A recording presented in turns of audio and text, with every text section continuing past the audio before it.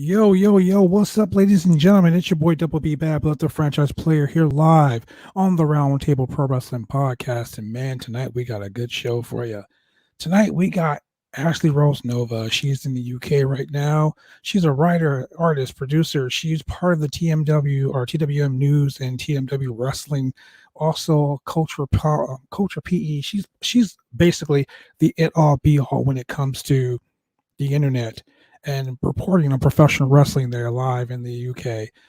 Also, we got a man that I've known for so goddamn long. We're talking about one of the Fabulous Freebirds, a new member of the Freebirds. We're talking about Tristin Hayze, and he will be on pretty soon. But I want to kind of get, I'm flying solo today, guys. My partner in crime, Tony, he's out somewhere doing some things. He can't get online. So it's all me by myself here. So, ladies and gentlemen, feel free to hit those comments in the comment section. Go ahead and feel free to ask questions, concerns, all the good shit. But welcome to the Roundtable Pro Wrestling Podcast. It's a Wednesday night. You know what that means. We're going to kick it off live. So let's talk about this whole week in professional wrestling, ladies and gentlemen. It's, WrestleMania week. And a lot of you people out there probably watching this podcast don't know shit about WrestleMania. It's all good. WrestleMania is the biggest spectacle in professional wrestling. And right now, you got like a whole bunch of great things going on. Like tonight was the NXT takeover. I believe it was NXT takeover, stand and deliver, or some crap like that. And it went off without a hitch. It was a big show, and yeah. So what I'm going to do real quick before we get into it, I'm going to go ahead and pay a little bit of these bills that we have here. We're going to go ahead and drop these commercials. We'll be right back. Drive me insane! All these rules are lame, have been taking all the fun out! Drive me insane! All these rules are lame, have been taking all the fun out! Drive me insane! All these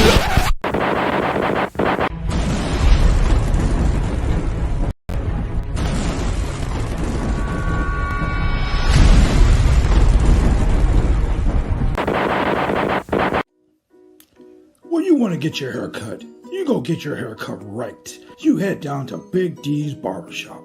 Big D's Barbershop, Vancouver, Washington's best and brightest.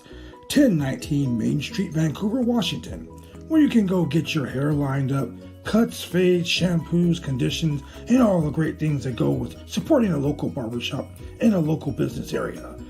You can also reach them online at www.bigdsbarbershop.com. Go get your hair cut right.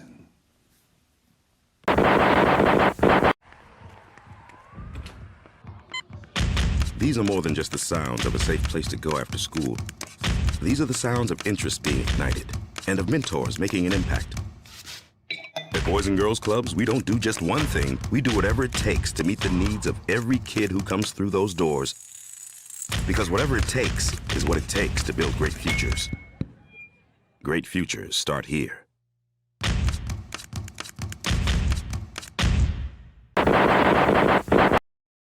That's right, ladies and gentlemen. Great futures start with the Boys and Girls Club, and we are back here live on the Roundtable Pro Wrestling Podcast. And like I said earlier tonight, I want to bring on a guy who is legit heat. This man is a human heat machine. This dude can draw heat from anything. What I mean by that, ladies and gentlemen, is this man can get people off. We're talking about piss the fuck off like no other. Ladies and gentlemen, let me introduce you to Tristin Hayze of the Freebirds. Tristin, welcome, my man, to the Roundtable Pro Wrestling Podcast, brother. How you doing? What's going on, man? How you doing? Man, it's been a while, man. How are you doing? I'm doing good. Especially now that we got our time frames figured out.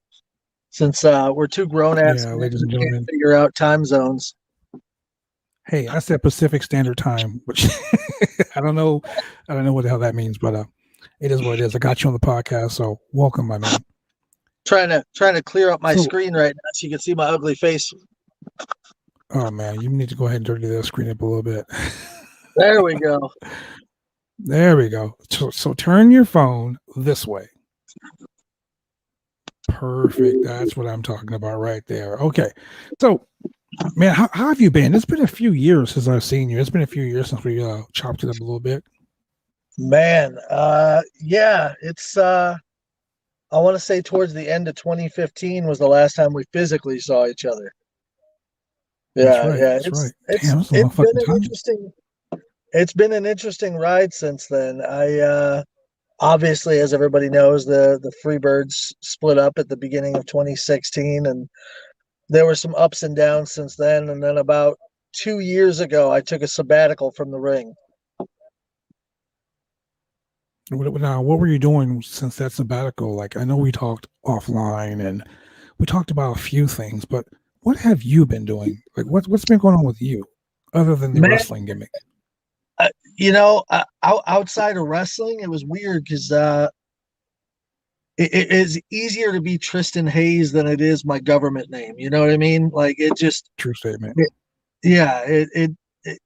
But I found being a dad and and just living my everyday life, it started suiting me more and more, and I started enjoying that, and I started exploring my creative side in other different ways. So I've been helping out some young wrestlers, mentoring them. But then I started doing some writing. I am 70 pages into my second script, and I'm actually working on a graphic novel project I can't really talk about yet because we have to put it in the first draft. But I'm pretty excited about it because it's with one of the big two. So. Oh, see, now look, you can't come on the podcast, man. You can't come on here and drop a little bit of fucking breadcrumbs here to get the people hyped up. You got to tell us, is it Marvel or is it DC?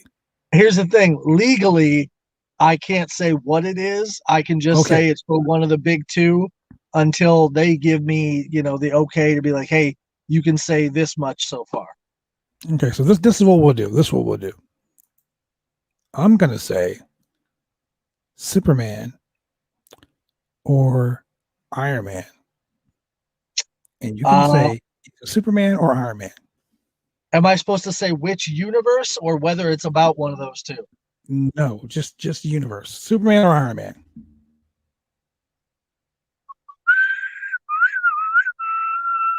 Okay, I got it. I'd have to think about that one.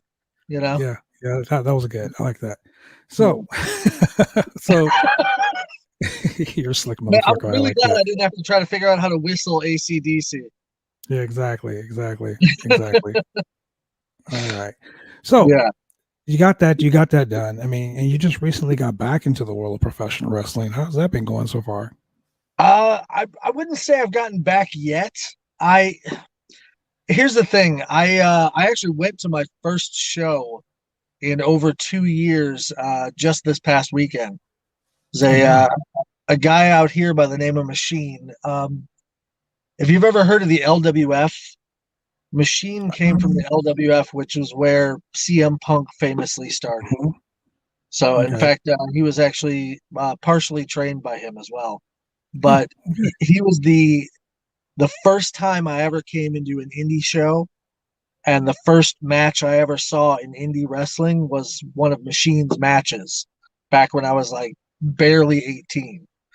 So, him and I, we ended up becoming friends, working each other a million times up and down the road, kids, marriages. We've been through the death of friends and everything together. And it was his final match after 22 years in the business. So I went and just hung out, was a spectator, had some fun, and actually got to kick back and watch wrestling for the first time in a while. Which I have not done to be able to just sit and watch. I used to not be able to watch it live. Like I couldn't go to a wrestling show live because I would get depressed because I wasn't in the ring. But this was different. This was fun. I was surrounded by other indie workers that I know and respect and like drinking with. So, and that's always a plus, ladies and gentlemen. In this business, family is everything in this business, and sometimes you don't get that. You don't get to have that, and when you get to have that, fucking awesome, man. Totally awesome. Yeah, I've often said that wrestling is where you make, brothers of a different kind. That's true. That's Yeah. true. And I'm glad I got a chance to get you on the show, man. It's been a while. And, I love bringing up my people. You know what I'm saying? I love having my people involved in what I'm doing. And, you've been doing a lot, man. And, I mean, I've been having a lot of fun, dude. I started doing this thing at the beginning of COVID where me and my son were goofing around and making some videos. Yeah, and, that's what I was going to bring up. Yeah, we threw out like some random challenges to other wrestlers to do stuff with their sons and stuff like that. And one guy specifically that responded, it was funny. He did it, and then we responded back to him, and so on and so on. And first, we just did it. Going. Yeah, we just did it to pop each other, just to make each other laugh and to kind of be keep each other amused during COVID, during quarantine. Yeah. And everybody started liking it, and everybody started asking me and him, and when's the next one coming? When's the next one coming? So like, they just started getting bigger and weirder and crazier, and it's funny from that. Just because we're workers, people have been like, "Hey, you guys want to come to our company and have a program?" That's so funny, because I can totally see you doing that shit too. That's the thing. That's the funny part. Totally Him and I we've worked each other once in 22 years in the business. Man. Well, let's do this real quick before I let you go, because I got a game I want to play with you real quick. But I want to take a real quick commercial break so I can bring on my co-host, and he's the man with the most. We're talking about Adam Woods. According to Woods, he's my combat sports specialist, but he is an extraordinary mind for professional wrestling. So, ladies and gentlemen, we'll be right back after a quick break, and then we'll bring in Adam Woods. Don't. Hi, this is James Beard with SWE Fury, and you're watching the Roundtable Pro Wrestling Podcast. And we are back. And Adam, welcome, my man, to the Roundtable Podcast table, man. Hey, man, that's not Xavier Woods. You lied to me. Yeah, it's not Xavier Woods. I don't play video games. Oh, man. And when I do, I usually lose to the CPU. I still don't know who the fuck that is. Good Lord. He's been kicking my ass since Mortal Kombat when I was doing the blood code. You know what? CPU is just like that guy wrestler, we all know, Vacant. That guy's always fucking dropping belts somewhere. I have lost so many titles to Vacant over the years, it's not even funny. As a matter of fact, I was the longest reigning AIWF American Heavyweight Champion, and all of a sudden Vacant just took that title too. Some of them be. Vacant's an Does asshole. Vacant hail from parts unknown? Which I thought when I first saw it as a 7-year-old kid, I thought it was parts Uknow. I don't know why. I'm just saying. But I think Vacant comes from he's from that contingent of the parts unknown. Yeah, he's Papa part of that Shango. Truth or Consequences, New Mexico, or some Yes. There Bang, you bang. go. Bang, bang. I actually, I have to correct you. It's French. It's parts unknown. Parts Yo, unknown. there There you we go. go. There I we go. forgot that little Y. Yeah, That's why exactly. it's okay. Everyone does it. See, that's why you are with the phonetically easy to pronunciate name, good sir, and just the svelte beard. That's why you're the linguist. You're literally the linguistic champion. I mean, much like Pat Patterson going down to Rio de Janeiro, you, sir, win all types of spelling and grammar contests all across the continent, all across the world. And that's why, I mean, it's your name is almost, the pronunciation of it is, I would even say, better than Prince when he came out with the unpronounceable symbol. I like this dude. He gasses me up really well. Yeah, that's right. That's right. Hey, Adam Woods is the man, bro. I'm telling you, he's the fucking hype. He's my hype man. my name that I have on here where it says PS Hayze, that's actually my Xbox profile, and everybody that comes on thinks it's pronounced Pashazy, and I'm a big fan of that. So people will be on their headsets talking to me like, "Hey, Pashazy, Pashazy." I'm like, "Yes." I gotta tell you, Pashazy. fuck you on your Xbox game, bro. I fucking play Call of Duty all the time, and I see you pop up. This motherfucker don't want to play. Then you disappear. See how it is, bro. See how That's it is. because most of the time my son playing Call of Duty on my profile because I got more unlocked than he does. So I should probably watch what I say when I play on them. No, he'll talk shit with you too. I was gonna say, is that how he beat Shaq? Probably. Okay. Probably. Hey, so this is what we're gonna do, man. This is what we're gonna do real quick before I let you go, because I need you to, it's real late where you are. Plus, I have an amazing guest that's from the UK online also. Look, we're gonna play this game. It's called Team With, Feud With, or Fire. Now, real simple concept. Shit. Exactly. You can team with anyone in the industry, alive or dead, no matter who it is. You can also feud with anyone, and you can fire any son of a bitch you want. No questions asked, unless you want to tell me why. So team with, feud with, fire. Wow. So I get to pick any one of those three. All three. Team with Eddie Guerrero, because he's one of my all-time top 3 favorites. And just because I know I couldn't hang with him, but I could team with him. I could go with it. Art bar as fuck right there. Good job. Again, I couldn't hang with him, but he could carry me. I'm gonna feud with Shawn Michaels, just because it's in ring. That's the greatest of all time. Like if I was starting a club, him and Eddie are A1 and or 1A and 1B. Okay. Fire, man. There's never really been anybody that I've disliked. So like I don't know who I would fire. But maybe Benoit to get him out of the business so his family lives. Oh shit! Okay, that's the second time Benoit's been mentioned in the podcast. Too soon? I don't know. Maybe too soon. God damn it! Oh man. Okay, so you would get rid of Benoit. Okay, no questions asked. I mean, maybe if you fired him, he goes home and calms down. I don't know. Let's hope that. Let's hope that would have happened. Yeah. Anyway, man, thank you very much for joining us here on the podcast today, man. It's always a pleasure to have you around. Thanks for having me, dude. I'm glad we got the whole time zone thing cleared up. Yeah, that's right. We need to bring you out here, man. Once COVID is finally under control, I mean, we're not going to do like WWE and put on a fucking show in the middle of COVID and with a shitload of fans. What I'd like to do is once the COVID situation has mellowed out a little bit and everyone's getting vaccinated, myself on Tuesday getting vaccinated, once that's over and done with, man, we can bring you to Portland and, we can run that whole gimmick we talked about in Texas. Well, brother, I got some stuff. Like I said, it is like the comic book thing.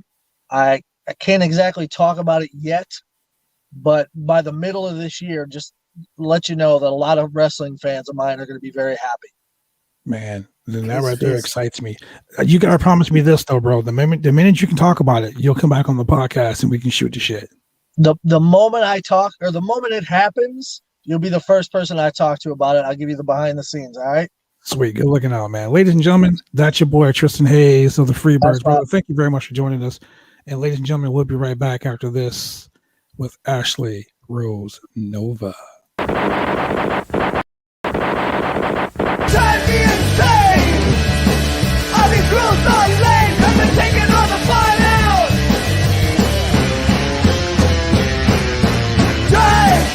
Drive me insane!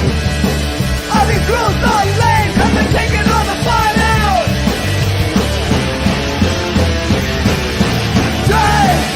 Drive me insane! All these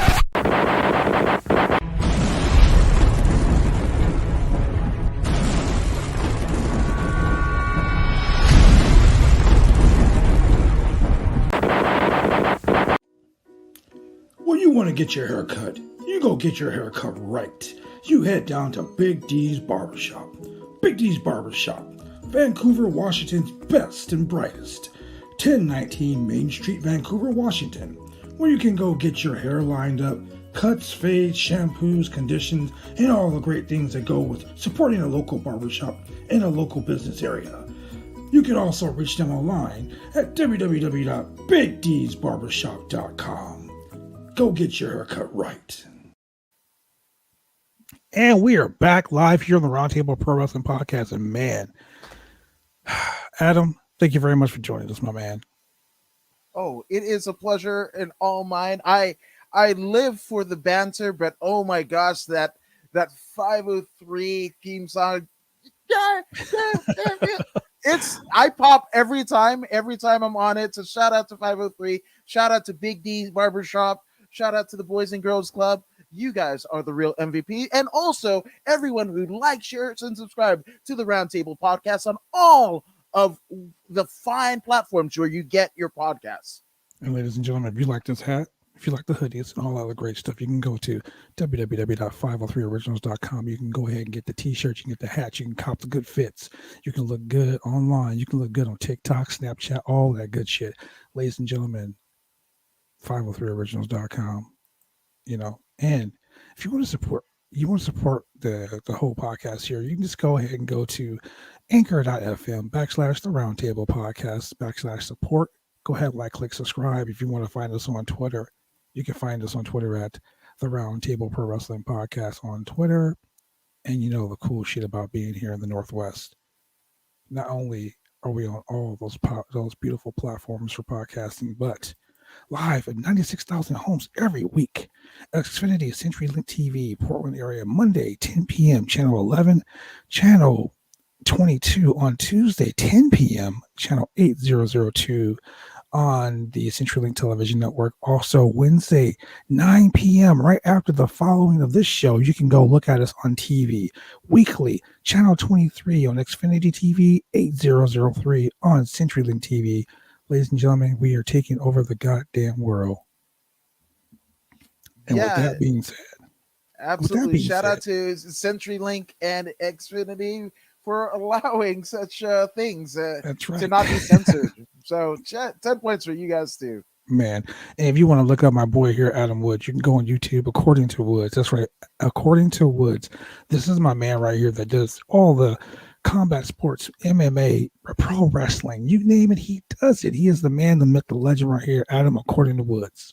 I don't do enough. I don't have a near 30-year career. I haven't won any MMA, Brazilian Jiu-Jitsu championships and everything to the esteem of the franchise player Bad Blood or any of the people that I interview and podcast with. So I just kind of, I've found a way to manage to fall upward. It's weird. But that's where I'm at. The stairs.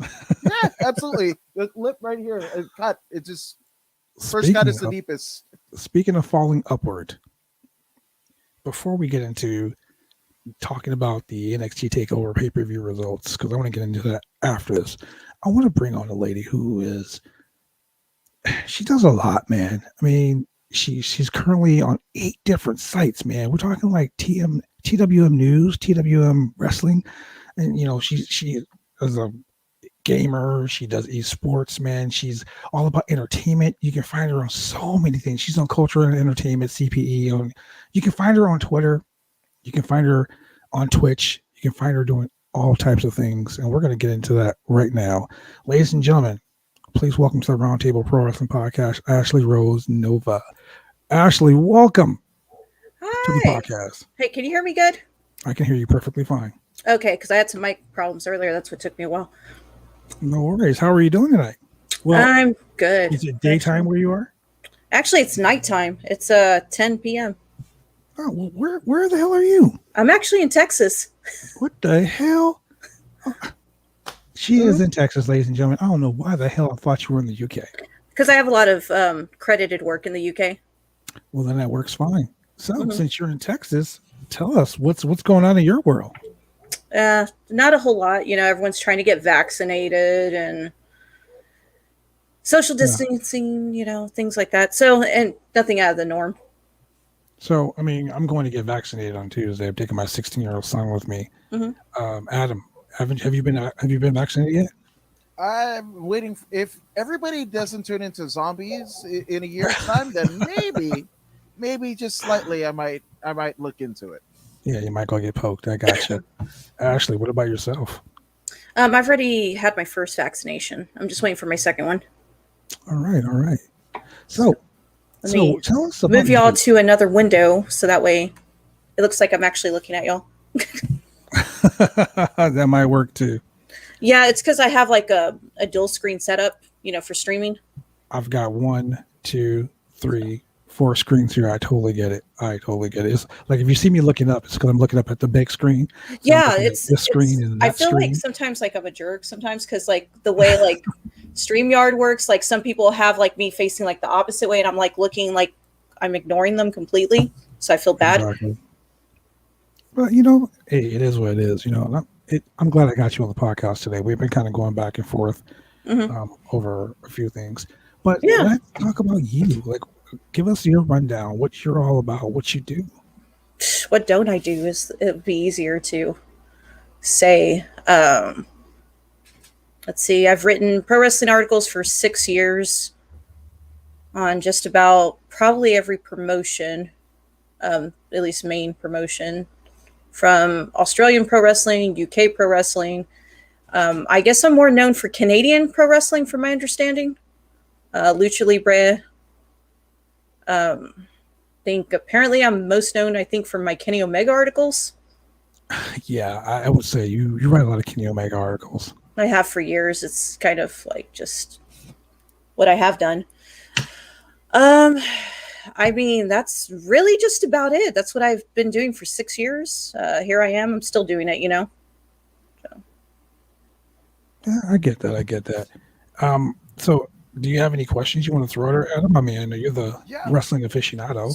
So in terms of how did you get the start? That's what I want to know, because obviously it's cool to kind of look at you and the 13,000+ followers that you have on Twitter and what have you. And most it used to be more, but when I announced that my content was changing because I was going to start contributing more to e-games, a lot of people were not really happy with it, but I was like, that's cool if you're not, like if, I had a lot of people tell me that I only follow you for your wrestling content. That's all I care about. And I'm like, that's cool too. I mean, it's still going to be there. I'm still going to write wrestling content, but it's not going to be 100% wrestling content. I'm going to lean more towards like e-games and gaming now.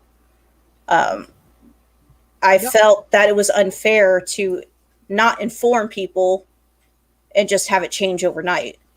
I feel like that's at least my personal responsibility and my obligation to let people know, hey, everything you see here is not going to be all pro wrestling. You're not going to get Japanese pro wrestling anymore. You're not going to get like AEW that much.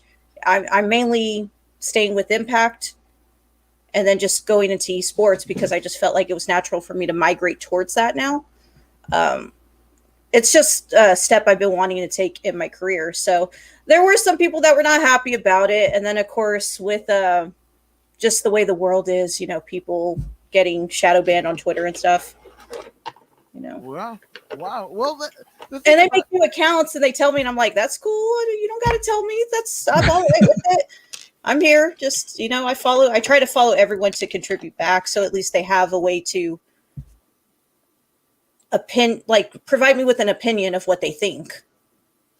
No, absolutely. And the reason why I asked is because, again, the 2020 kind of COVID situation, here we are. I mean, I, theoretically speaking, have been out of the house in about a year to any degree, right? Mm-hmm. A little over, right? But a lot of people are trying to shuffle the deck, right? And try to figure out what they can do. And as a content creator such as yourself, via your writing, via your streaming, and what have you, like what was it about this kind of whole world that attracted you to do such things? Because obviously you do it well, and it is, even though it seems fun, right, to the outward world, looking into it, it takes a lot of work. Well, first, what attracted me was I'd always watched pro wrestling my entire life. It's always been a part of my life. There's no questions, doubts about it. How I ended up writing pro wrestling was an accident. I was actually a comic book illustrator. Oh, okay. Wow. You and Tristin Hayze would get along very well. Yeah. So 2015, that's what I was doing. I was drawing indie comics. I didn't go by Nova yet. I stopped drawing comics just because I got really burnt out, even though doing independent comics is like a lot of work. I do have a graphic design degree and a minor in sequential art. However, one day I just kind of stopped taking scripts and I started doing more reviews, just writing about like films and comics occasionally. And I was still going by Ashley Rose then. Then I got an offer there was an old site called My Fantasy Sports Talk that covered everything. They covered entertainment. They had like a small, like, not necessarily podcast, but like a station that would go on. And let's see, it was Dan, I think that was running it at the time, said, "Hey, I see that you talk about pro wrestling a lot. Would you be interested in writing pro wrestling?" And I said, "Well, I could try." So I did that for like a year over there. And then I moved to another platform and there was too many Ashley Roses in the world, or too many Roses in general. Mm-hmm. So I needed to add an additional name. I felt that sounded a little bit more like in-ring friendly, that kind of like related to me. So then I added Nova later. And I've been here since. I've just been migrating to different platforms for 6 years, both magazines and digital. Now you were speaking that you always love pro wrestling. What was it that drew you in? Was there a particular storyline, a particular wrestler that kind of drew you in? Oh, I loved like Owen Hart. I love the Ultimate Warrior. Jushin Thunder Liger is one of my all-time favorites. Let's see, like Eddie Guerrero is definitely one of my favorites. So Shawn Michaels, that's kind of like what I grew up on, more or less. But it's always been something we watched in my household. My grandmother, her family's from Mexico, so Lucha Libre is really big in my household. So pretty much every type of wrestling is big. But I always migrated towards like Canadian wrestling. I liked like Owen Hart. I liked, Bret Hart. I was more of an Owen girl, to be honest with you. Especially his like New Japan run was amazing. Owen was the better Hart. I'm just going to say it right now. Owen was the better wrestler. I want to say that sometimes on Twitter too, but you can't say that. Say that shit, ladies and gentlemen. Here on the Roundtable Pro Wrestling Podcast, I don't give a fuck, man. We're going to speak the truth. And I'm going to tell you right now, Bret Hart, an amazing guy, amazing talent, but amazing technical wrestler. Yes. Owen was the workhorse of that whole family. Straight shoot. Jim Neidhart, rest in peace, told me the exact same thing. He thought that Owen was the better worker. It's just Bret got. He was a very good heel. Yeah. Bret just got the bigger push. Oh my god! Especially when there was always that feud between him and Bret, between the Harts. It's like, man, he was a very good heel, like, and he was amazing in New Japan. Mm-hmm. He wasn't. What I liked was that he had like a very good balance between technical wrestling, and then he could also do like moonsaults and stuff like that too. So it was a very, very nice mix. There's a story that a lot of people don't know, but when Owen came to the WWE, Bret was so against him being over. Bret was like, he needs to come in under a hood. That's why the whole Blue Blazer gimmick came about. Oh boy! They didn't want people to know that he was a member of the Hearts, that he was part of that. Because dude, he was fucking amazing from the gate. So that's the way it is sometimes in this industry. Egos and it sucks. But yeah, I'm sorry. Go ahead. Owen was the superior member of the Hart Foundation. That's hands down. And, it's funny that you like talk about like, this industry with ego, and like a friend of mine that I was actually talking to not that long ago on the phone that's lives in Winnipeg. Like, he'd been working the indies for like 10 years, just constantly. And we actually brought up the fact that, in this industry, it's a lot of ego, it's easy to get caught up in that when you're constantly working. And I think, especially like with the pandemic, COVID, it's allowed everyone to slow down. And like, you kind of start thinking about that on a deeper level. I feel Owen would have topped Bret if he lived. That's true. That is true. I think Owen would have topped Brett. Owen would be, the sad thing is, Owen would have been in the Hall of Fame a long time ago. Yeah. When the Hall of Fame actually meant something. Owen would have been in the Hall of Fame a long time. I mean, oh boy. we actually, you'll find out on this show, we talk. Like no filter. I think honestly right now, the Hall of Fame is bullshit. Let's just call it what it is. Hall of Fame is bullshit. Yeah, the moment Donald Trump got in the Hall of Fame for one night, and then they're introducing who was inducted. What music artist was inducted this time?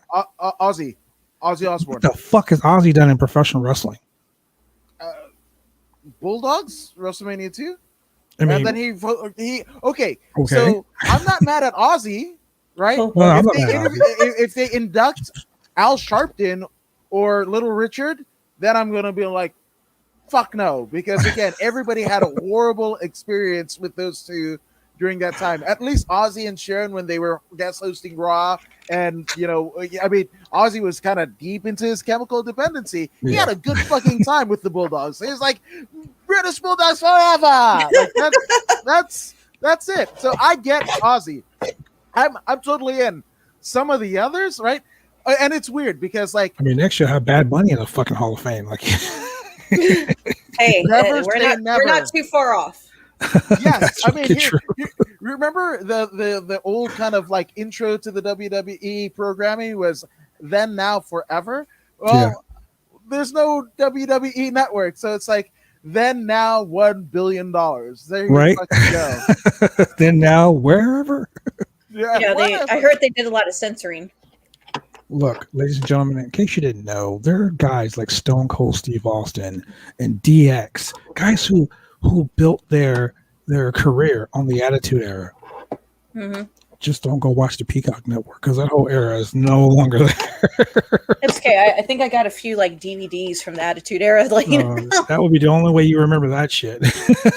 Or you had to be there. Yeah, if you weren't in the Attitude Era, then you probably don't know what I'm talking about. But yeah, the words "suck it" have been deleted from all WWE history. So I grew up in the Attitude Era. I'm totally fine. Well, yeah, I grew up okay. I haven't committed any felonies.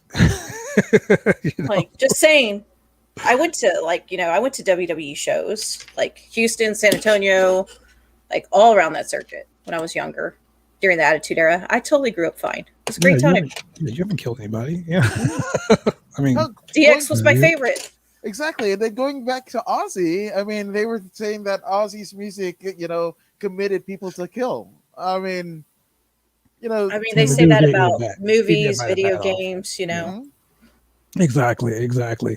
You got people snapping their fingers and all of a sudden people are disappearing. Everyone's like, oh my God, Thanos. Like, shut the fuck up, man. It's a movie. But speaking of that, Ashley, let's talk about your other business ventures. Like, which ones? Wow. Which ones? Okay. Which ones? Which ones do you want to talk about? It's more like it. I'll talk about any of them. Okay, well, let's start with I'll let you know. The floor is yours. Tell us about what your business and ventures are. Right now, I'm just trying to switch over platforms, and I feel maybe people are just tired of reading my wrestling articles. So, just trying to maybe expand, grow a little bit more to something else that a lot of stuff. Like you do TV stuff too, right? Movies and comics. And sometimes, anime. I like anime. So I've always liked anime. I've always liked video games. So I feel like it was time to. She said, she does anime. Oh my God! Like, yes. Yeah, it's I'm like, that's why I said, I'm like, what do you want to talk about? I've done a lot of things. I've competed in Maximum. I've competed in Jet Set and Inked. Let's see. I've written in the UK. I think that's where I'm known from. So that's why people think I'm from the UK. And I'm like, no, I just have a high archive over there of different things. Some people think or presume that I said I was Canadian. I'm not. It's just I have a lot of articles that come from Canada, Canadian wrestling. Right now, I'm moving into like FGC, esports, just gaming news in general. I'm going to handle some Impact stuff, do some Impact interviews. Let's see. What else have I done? I'm going to get back to streaming. So I'm going to do that. That's right. Yeah. Ladies and gentlemen. You can find her on Twitch TV. Instagram. The only thing I'm not on is TikTok. I'm not on TikTok, but I was almost debating it. Right there, Twitch TV. I got the links for you right here. You can find her on Twitter right here on Twitter too. And here's something that's really cool, ladies and gentlemen. Professional wrestlers usually are the ones that get on like ProWrestlingTees.com, things like that. Yeah. Well, Ashley has a bunch of shirts on ProWrestlingTees.com. You can find her there as well. Yeah. I actually just updated that too. It hadn't been updated in like 3 years. Oh, wow. So I was like, we're going to put 2 new shirts, just 2. That's it. And see how they do. So, yeah. Well, yeah, let's see. Yeah, I was kind of surprised that I was on there too. I was surprised when I signed all that. I didn't think I was going to get approved at the time because I think at the time I was working for a Steel Chair magazine. Well, Ryan is very Ryan is the owner of Pro Wrestling Tees, and he is very what's the word I'm looking for here?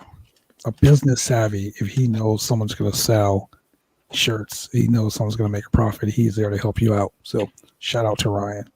Yeah, nice guy. I've only interacted with him a couple of times, but I wasn't sure if I was going to get approved because I was like, well, at the time, I'm not an in-ring performer, so I don't really have that option for it to be free. And it said you had to have at the time, I don't know if it's changed, but at the time, I want to say you had to have a 10K following combined. Mm-hmm. Yeah.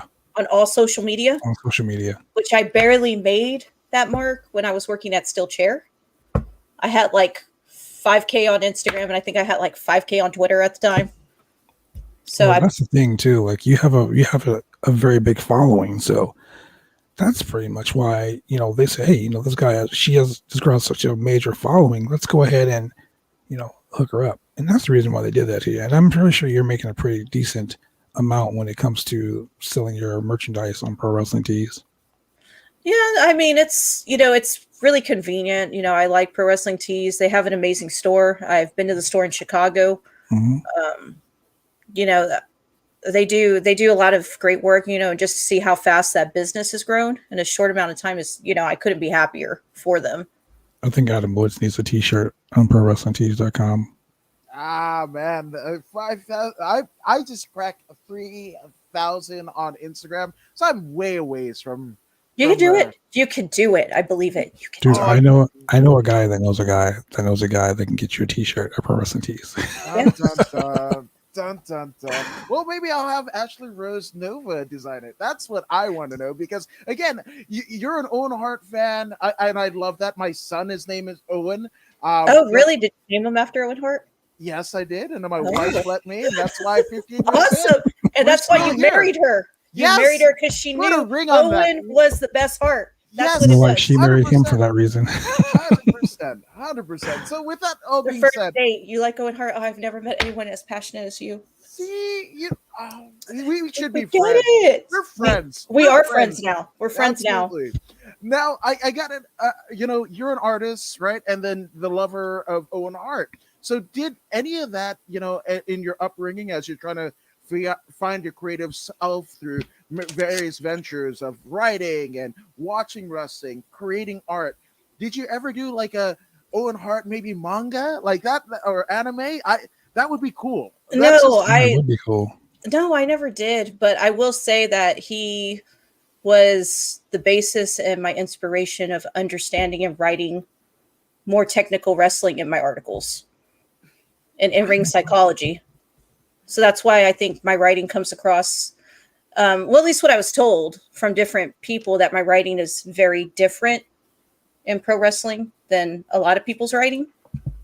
But I try to think of in-ring psychology, the storyline, at least the story that they're directly telling, not the story that you're being fed in between matches. I am trying to see exactly what you're getting between you and the other performer. You have chemistry. Can y'all work well together? Mhm. How is your audience responding to you? If I can believe what you're doing in the ring, I really don't care about whatever your scripted storyline is. So that is how I determine a match and how I write things. But I will say that that's one of the things that I really wanted to highlight in a lot of my writing was technical wrestling, because I grew up watching Owen Hart. So, which is why a lot of my wrestling articles basically tend to go lead back to Canadian wrestling, because I truly believe that a lot of wrestling, the fundamentals can be traced back to Canada. A lot of fundamentals. Oh, that's right there. It says it all, man. Like she just put the nail in the coffin, bro. Like she knows what she's talking about. You know, so this is what I'm going to do, because I love the fact that she put it out there. I'm going to give her the opportunity to give us her feedback on the WrestleMania cards. You got to show me the cards, because I haven't paid attention to them. Oh no, don't worry. Yeah, see, you know that's it's they the have no honest fucking truth. build. It's the honest There's truth. no build. Okay, so it's let's not start at the necessarily top. that. It's just that if I'm not covering WWE, I don't pay attention to it. So because it's just too much for me to handle. Because Yeah, exactly. I handle Impact, and it's like, Kenny's coming over, so I got to go between Impact and AEW, and then what happens in between, and then now the belts are in New Japan, so I got to go over there. Oh, Canada. Yeah, my home and land of land. That's That's cool. what I'm saying. Canadian by birth. Okay, so let's do this. The main event for the WWE Universal Championship. We got Edge versus Roman Reigns versus Daniel Bryan. Give us your pick to win. So you got Daniel Bryan, Roman Reigns, Edge. Mm-hmm. Well, let's do this. Let's do night one first. Night one. The tag team turmoil match. Lana and Naomi, Dana Brooke and Mandy Rose versus the Riot Squad versus Natalya and Tamina. The winners go to night two to challenge for the women's tag team titles. Okay, so in that, we're going to eliminate Natalya and that team, because she's just there to put whoever over. After that, that leaves you with Riot Squad and Lana and who else? Lana and Naomi and Dana Brooke and Mandy Rose. Dana Brooke, Mandy Rose. I believe the tag team turmoil match is going to be one fall. So yeah, if Natalya and Tamina lose, so they're going to lose. Who's going probably as much as just for the heat alone and the dislike on Twitter, I'm going to go with probably Lana. Whoever Lana's with. No, that's not honest truth. Whoever Lana's with, because Riot Squad, they're always, as much as I hate it or dislike it or disagree, I always see them as a mid-card tag, because they're not really consistent. So they kind of like throw them back together to fill in the spots. Natalya's there to put whoever over. Lana always gets a lot of heat, so people seem to react if she wins or she's part of a winning team. So we're going to go with her. Whatever team Lana's on is probably going to go over. Okay, so Lana and Naomi. Okay, so let's go with the Raw Tag Team Championship. Naomi's going to pull all the weight. That's the fucking truth. She's a great performer. She's a great athlete. I will give her that. She's really good. She's a good athlete. She's athletically good. Yeah, her shoulders are going to be very strong to carry the weight of that match. All right, so the New Day versus AJ Styles and Omos. Raw Tag Team Championship. I'm going to go with the New Day. Oh, okay. Consistent tag team. Adam, your thoughts? Oh, I just think Vince likes it. We live in a world where not Kenny Omega, but AJ Styles and Shinsuke Nakamura happened at WrestleMania, and it was the drizzling shits. So I'm going to say Vince likes to shit on everything that we love, right? So I think Omos is going to go over. I can see that. It'll be a weird one where like AJ Styles gets incapacitated and what have you, and he just kind of throws AJ on him and whatever. And like it's some weird like hogwash shit that they didn't have to do and what have you. So that's I what can see think. that. I can see where you can get that too. You know what else I can see happening? AJ and Omos are the new Shawn Michaels and Kevin Nash. Oh, exactly. Yeah. Right, so- Oh, exactly. So let's go to the match that should be the fucking main event of night one. The SmackDown Women's Championship. Sasha Banks and Bianca Belair. oh God, that's That's the show stealer of the night. I've yeah, already said it. it is. Oh, Bianca, she's so good. I want her to win so bad. I want her to win so bad. But I got a feeling they're gonna let Sasha win that. But I want her to win so bad. I think I want Bianca. I think Bianca should be the one that wins, but Sasha's going to go over because she has never retained the championship at WrestleMania. She can continue that record. I mean, fuck. I would love that. All right, so the match They're putting it over on. If it was me, I'd be putting on over Twitter. I have the most consistent record of not retaining my title at WrestleMania. When she retained her title, like the whole thing was she can win a championship, but she can't retain it. So when she retained the title, they didn't even mention it on TV. Like they didn't hype it up. I would have been like, "Oh, this is the fucking first time she retained the title ever." Like that would have been like major news. But alas, they didn't give a shit about it. Yeah, I want Bianca to win though, for the record. But I think it's going to go to Sasha. Okay, so you said Sasha, you said the New Day, you said Lana and Naomi. Yeah. Now the match that I think I'm going to take a bathroom break on. Well, there's actually two of them, so I'm probably going to take a massive bathroom break on these two matches. Bad Bunny and Damian Priest versus Miz Morrison. I mean, fucking Bad Bunny. Come on. Can he even wrestle? Well, according to Does he have wrestling Sean Ross experience? Sapp at Fightful, and according to Lukewarm was going on Wrestle Talk, he has been at the Performance Center. Or I'm sorry, the Capital Wrestling Center training. But I don't give a fuck. To what? Take a bump? I've been wrestling 28 years. It takes longer than 2 fucking weeks to get a wrestling to be good enough to be in a WrestleMania match. But then again, I'm not Bad Bunny. Or to be good enough in general to even debut in a Rumble. Like a battle royale at an indie promotion. I mean, man. I'm just saying, like, my understanding, that's just how it works. I mean, what do I know? I'm not WWE. Jesus. I hope Miz and Morrison, and it'll probably be a 10-minute match. Didn't I say that? I said 10 minutes. 10-minute match. 10 minutes. We'll be lucky if it's 5, but I want to say in good spirits to be nice, and Bad Bunny being, as popular as he is, I would say probably 10 minutes just to cash in. Bad Bunny or Miz Morrison? No, Miz and Morrison. Okay, Adam. Unfortunately, for all of the kids that sniff glue, Bad Bunny's gonna win, and that's what's gonna happen. This is the scissor generation, and I just saw MZK, and I think they're awesome, the Rascals or whatever. But like, it's that generation that is kind of seeping in that think that any little like 21 Savage, which is like phonetically just all fucked up. It's one person, but they're 21 Savage, not Savage. Damien doing it all. Yeah. Oh, you're right, JB. You're right.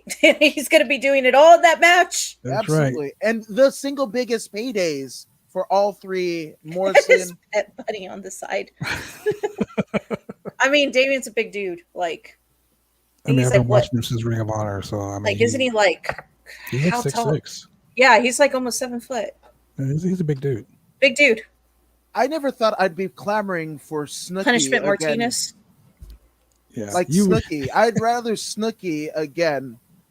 Hey, Snooki could at least do basic movements. Exactly. Okay? Exactly. But I'm saying. We're talking shit about Damian Priest. What if he comes out there and he's like fucking like amazing?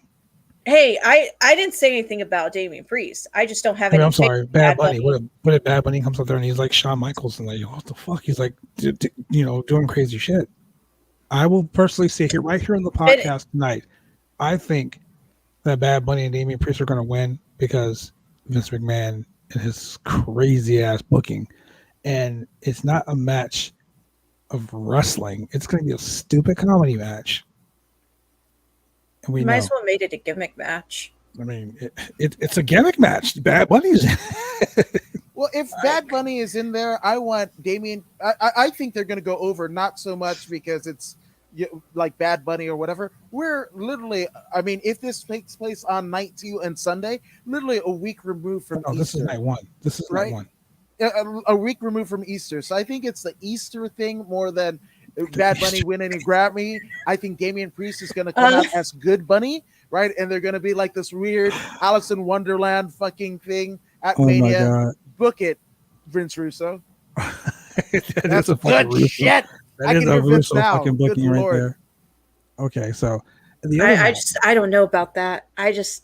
Hey, nothing against Damien. I have all faith that he can, hold it down over there. But I have faith in Miz and Morrison to carry that whole match. I mean, I think it'll be about 10 minutes. If that. It'd be 10 minutes. It'd be 6 minutes it'd be 6 minutes of them doing like crazy shit. Yeah, it's going to be a whole lot of like he's going to go in the ring. Then he's going to tag out of the ring. He's going to go in the ring and tag out. There's probably maybe someone will chase someone around the ring. That's going to be 90% of that match you watch. That's going to be maybe the first 4 minutes. Now, oh my God! It's like what is it? Pac-Man Jones in TNA? Yeah, the whole remember? Run? That's exactly just evading motherfuckers and yeah. There you go. 10 points. 8 minutes of intro. Yep. 8 minutes of intro. Yeah. 2 minutes. Pin. 2 minute match. 8 minutes. 3 minute warning. Exactly. Now the other match that I'm going to probably go and take a piss break, or not even a popcorn match, because this is like the let me go outside and water my grass match. If we're in the arena, you got to go get your merch at this time. Oh yeah, this is the merch match. This is the let me go in the bathroom and text people match. The steel cage match: Braun Strowman versus Shane McMahon. The only thing about that match that's going to be exciting is when Shane jumps off the top of the fucking cage and goes through. That's assuming that he still will. That's all he will do. That's Shane McMahon. Adam, your thoughts? So I think when I saw, and there's leaked footage of what the WrestleMania set is going to look like, and they have a gigantic version of the Tampa Bay Buccaneers pirate ship as a part of the stage, which I don't get. Why they have a ship already there? Why make a bigger one of the fucking same thing? But again, that's probably why I'm not a billionaire. Vince thinks of shit like this, craft services, creative services, and what have you. I think either Shane McMahon and or Kevin Owens are going to fucking take a bump off of that fucking thing. And I'm not talking about Tony Soprano. No, they're going to jump off the motherfucking ship. You know what's crazy? I think that Shane is going to jump off the top of the ship too. Shane jumps off the cage and nothing but table. I think Shane's going to... It's predictable at this point. I think Shane's going to jump off the table. Jump off the ship. And I think Kevin Owens is going to be like, well, fuck that. Kevin Owens is going to climb to the top of the fucking ship and jump off because they're going to try to one up each other for the oh shit factor of the match. That's what they always do. Which I gotta, just for those keeping count, right? Theoretically, if there's a ship and somebody jumps off of it and there's a theoretical shark, does that mean the match jumps the shark? Or does Braun Strowman make Shane walk the plank? I don't want that. I don't want this match, but I don't want this match either. Yeah. So we have to pick a winner. So I'm going to say Braun Strowman just because of the gimmick. It needs to be over with. I'm just going to go with Shane. Okay. Shane O'Mac. Okay. Now the match that I'm really looking forward to: Seth Rollins and Cesaro. Oh gosh, Seth Rollins or Cesaro. Claudius, but he's such a good wrestler. Cesaro. I'm going to go with Seth Rollins, even though I want Cesaro to win. Okay, now me and Adam talked about this earlier, so I'm going to say Seth Rollins also. Although I want Cesaro to win, it's going to be Seth Rollins. So, Adam? So I've got an interesting take, right? We just heard of JBL in his induction ceremony, how Eddie Guerrero went to Vince McMahon to go to bat for him and getting a title run, right? I want to believe, especially we're talking about 2 Ring of Honor alumnus, 2 of the all-time greats that have ever been produced on not only the independent scene, but also primarily Ring of Honor, right? So I think with as much stroke as Seth Rollins has, being a former multiple-time champion, being, the baby daddy of arguably the single biggest women's wrestling star of, I don't know, when was the last time that we had a Becky Lynch, right? So with that all being said, I think Seth has enough stroke to lobby for Cesaro, and he puts him over.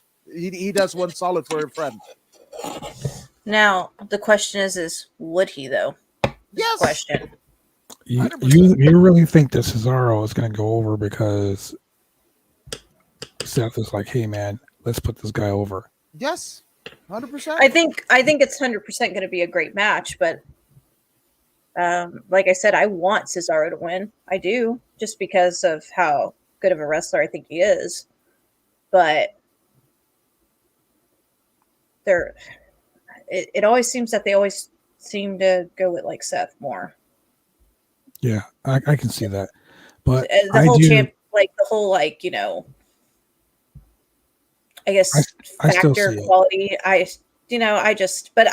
would like to see Cesaro win just based off of the performance. But I think it is going to be a good match. I do, between both of them.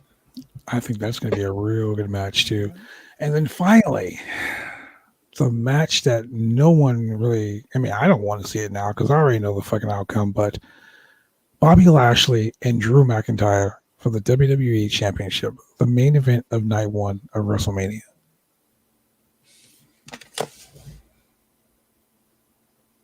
Ashley, who do you think's going over? I would like the belt to go back to Drew, but it's probably going to be Lashley. Whoa. Okay. Can you tell me why you think it's going to be Lashley? Well, the simple fact that just no one likes him as a champion. Okay. All right. Simple fact. That's why I'm and then he's got, he's got backup. No, he's got King Corbin because the Hurt Business is now broke up, which is so stupid. But I really like the Hurt Business, though. So did everybody. I really liked them as a faction. I thought they were really good. They really fit into especially the current time of pro wrestling. They were necessary. See, we talked about this on our podcast earlier today when we did a WrestleMania wrap up, our review, our preview, should I say? Okay, so Adam, I think Lashley's going to retain. Adam, who do you think is going to go over? I love Ashley Rose Nova's booking of this. I wish you were in the creative room to kind of make sense because you're booking amazingly, impeccable. But I just feel that again, if Vince wanted Lashley as the champion, he would have ascended in his first run higher than the ECW championship. He would have been not released, right? So I actually think, and here's a weird one, right? Here I'm fantasy booking it, but I think 2 things that Lashley wanted when he came back was a title run, and even more so than a title run was, guess what? A match with Brock Lesnar. 2 MMA guys, Hulk and Behemoth around the same time. So I think he drops the title almost a la Miz. Miz, you get another 2-week title run, but you got to put over Bad Bunny, right? That was a mea culpa. So we get Drew going over, right, to basically recapture the title. And then on the night after WrestleMania, the Raw after WrestleMania, we get Brock Lesnar. And we get Lesnar Lashley at SummerSlam. I don't want I don't want that. I don't want it either. Lashley wanted it. Blame Lashley. Blame True. Not Canada. Okay, so don't blame Canada. Blame yourself. I don't want that. I don't want Brock Lesnar back. Okay, so you say Brock Lesnar is going to show up on Raw.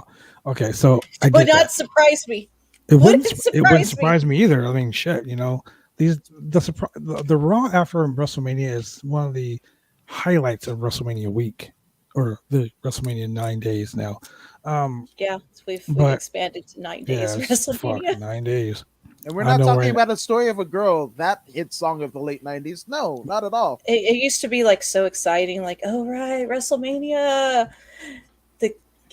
It's like our second Christmas, but no. It's just Yeah, Wale Mania is yeah, the best part of WrestleMania for me. So you have to like really extend that out, huh? yeah, exactly. So that's night one. So I think Drew McIntyre is winning the title back because Vince wanted him to win the championship in front of a crowd.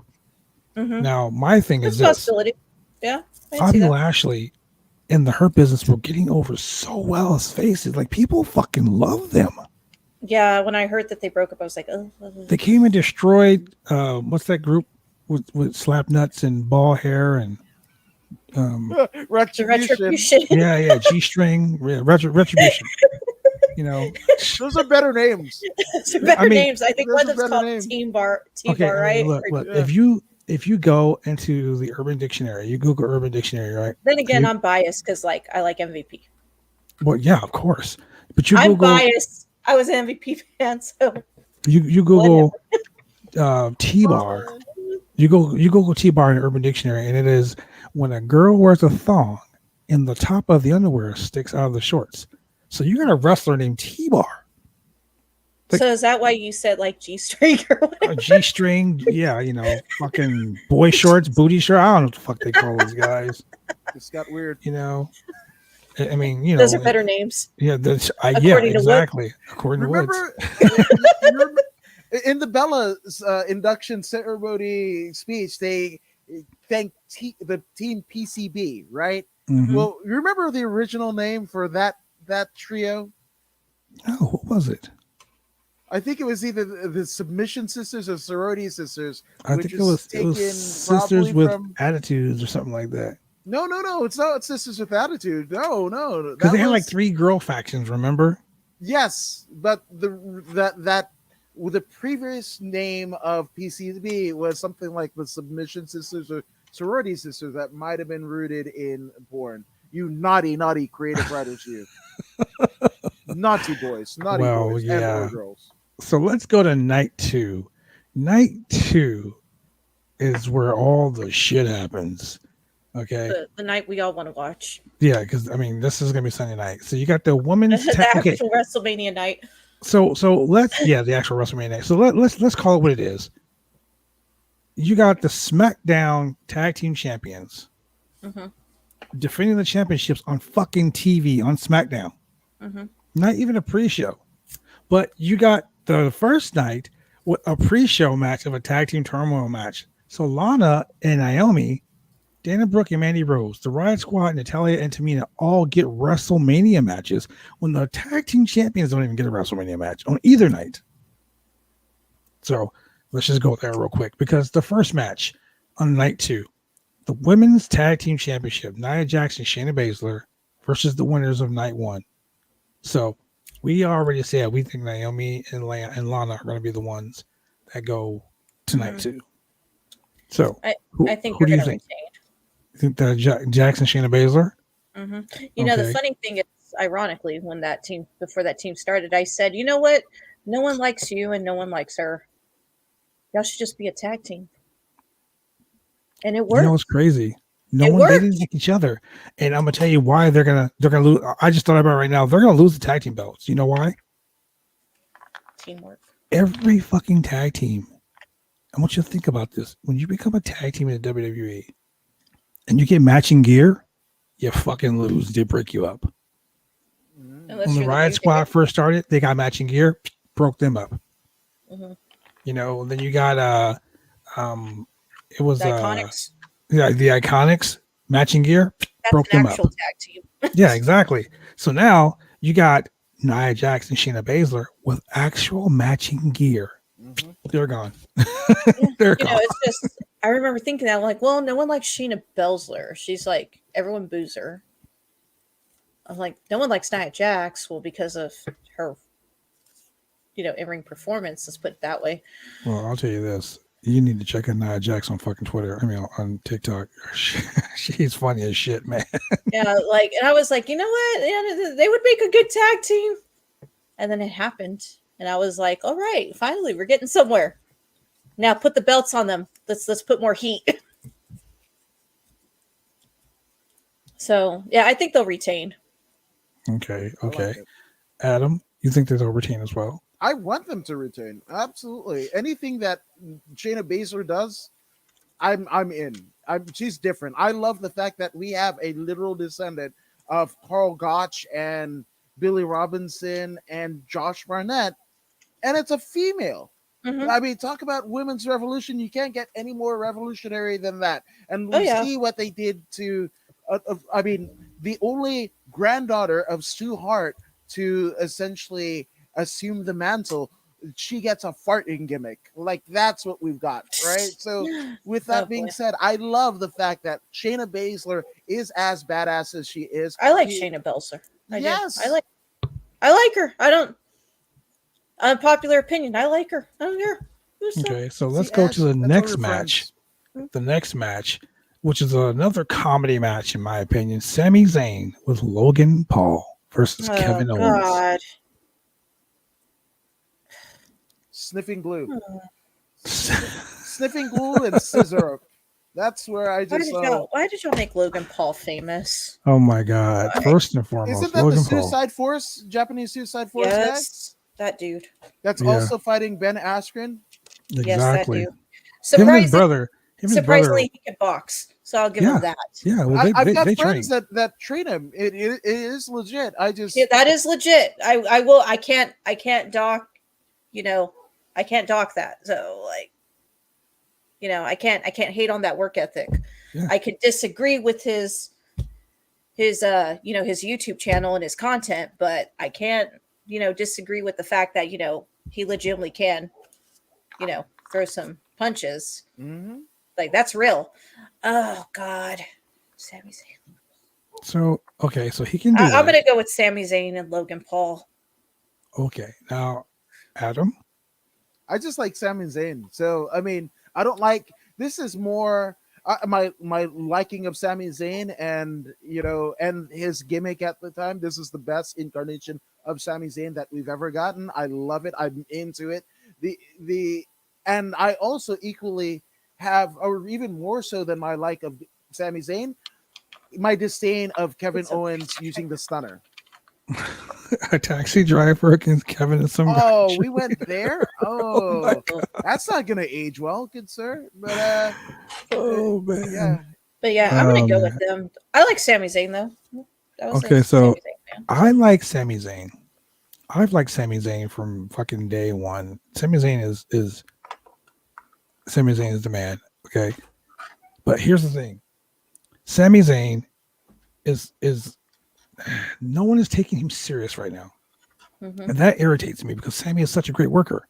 Mhm. So what's going to end up happening is this: Sami is going to get the better of Kevin Owens, and Kevin's going to do some crazy shit like a swanton off the top of a 50-foot fucking boat. And Logan gonna Paul, replay it.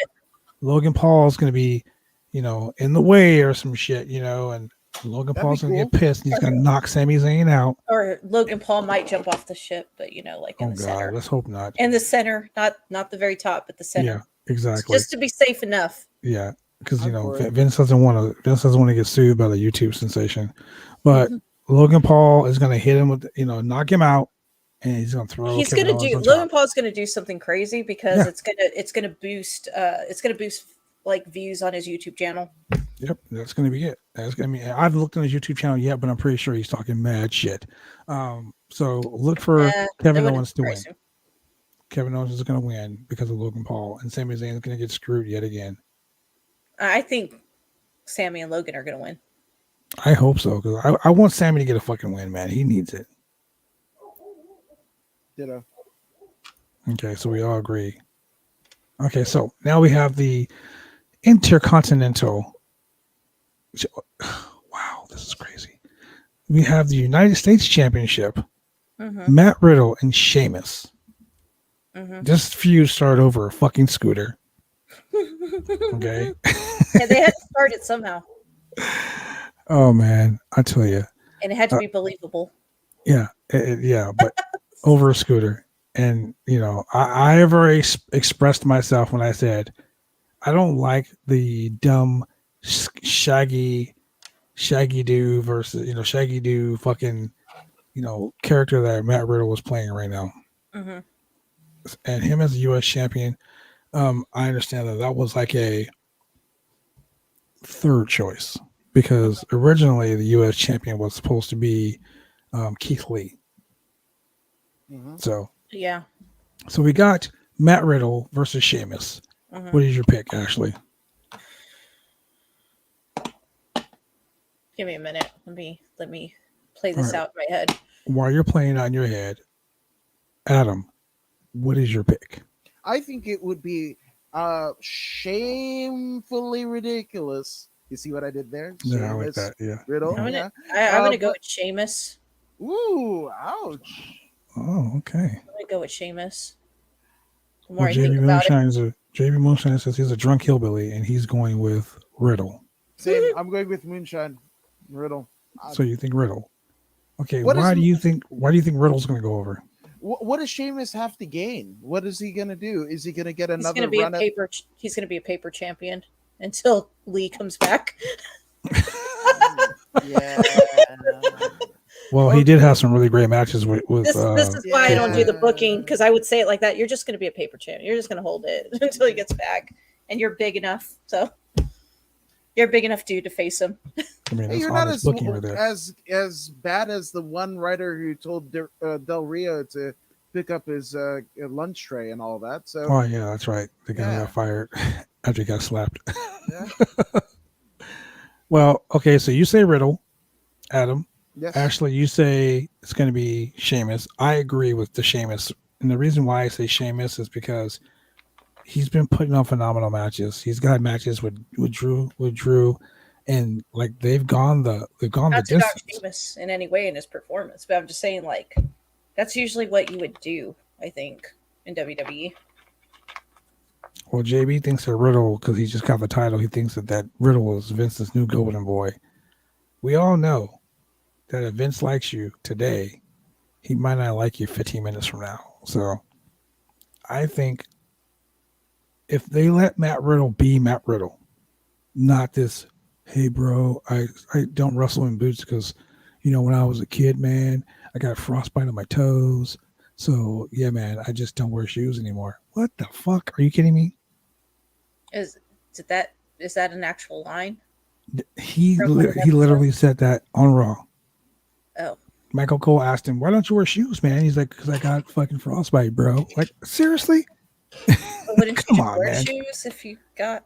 I don't know. I've been on shows with Matt Riddle. The dude wears fucking shoes. Okay. He just prefers to wrestle barefoot because of his MMA background. Like, he prefers it. Like, okay, Yeah, I get it. there's just some people that do. Who was it? Rusev, who's Miro now. He debuted wrestling barefooted. That's right. Interesting fact: Asuka used to wrestle barefooted in Japan. Yes. Kevin Von Erich from the Von Erich family, he wrestled his whole career with no shoes on. His son Ross, the new Von Erichs. Ross wears no boots. He's barefoot too. So I mean, it is what it is. But the storyline is so stupid. They're making Riddle look dumb. Like he won the U.S. title because he was just dumb. Like, come on, man. So, in my opinion, they're taking the belt, put it on Sheamus. And like you said, Ashley, maybe it's because Keith Lee will be coming back and take the belt from him. Who knows? it's a size matchup usually. Yeah. Like that's just me going based off of like WWE current day booking on how they would do things. Because they tend to like go based off of like size too for some reason. Yeah, it is what it is with those guys. Size, and then it's like, one person will have it, and sometimes it's like kind of not a really big of a long run. So it's like so and so's going to hold it until someone comes back because this was the original plan in the script. So sometimes they'll migrate back to like 2 scripts before, and that's just me thinking down the line.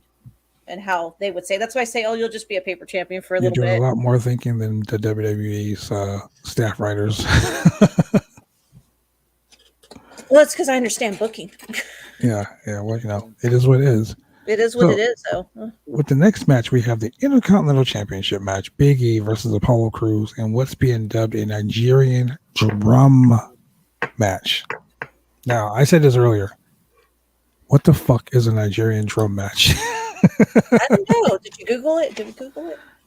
I tried to Google it and I couldn't find shit to do with it. So, but my opinion is Apollo Crews, the Uha Nation, is going to win the championship because of some fucking drum shit. I mean, it's like I said earlier, Drum music for relaxation and meditation. So is Nick Cannon going to show up with a drum line and fucking be getting it in? Like, I don't know. Is Todd Rundgren going to come back and just bang on the drum all day? Is that what we're doing? That would be it. I like that. Let's do that. That Liv Tyler thought that was her dad for 12 years of her life. So shout out to Todd Rundgren. So yeah, I pick Todd Rundgren beating the shit out of both of them for the Nigerian. He makes the best beat wins. Cheryl wins the day. that would probably make more sense than what I like. She wins the day. Book it, Cheryl. Book it. Cheryl, are you serious? Are you actually back there? Is that how you know? No. She's like, in Canada. I got it. She's like, I got it. Hear me out. Man. We haven't had a gimmick match. This is it. This is what's going to put us over on all social media, all over the world. Oh my god, this is gonna be so funny, man. You know, someone back there said that. Someone back there. It was Jeff a joke. Jarrett. Somebody. Jeff Jarrett.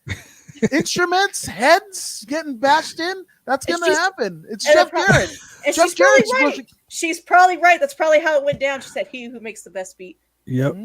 Jeff Jarrett is like, dude, somebody needs to fucking just bang on the drum all day. I'm gonna go with Biggie. Oh my god. I mean, you know, funnier things could happen, man. Funnier things could happen. So yeah, I'll go with Biggie. Okay, so you say Biggie's going to retain. I'm saying Apollo Crews is going to win because, you know, for one, he came up with a stupid ass accent like all of a sudden. Then he became royalty, and now he's got a special royalty type match where he's going to be banging on a drum. So, yeah. So where was this when he was getting jobbed out for damn near 10 years? Exactly. He was a prince the whole time. What is this? What? Is this some residual, effect after the Coming to America sequel? You Is that what we're doing? Oh my I didn't god, want to say anything. I was thinking it was because of Coming to America. that could be it. Yeah. He's and, like, I'm going to win the title. Disney Plus. He might have the Disney Plus app too. Oh my god, fucking Vince, I tell you.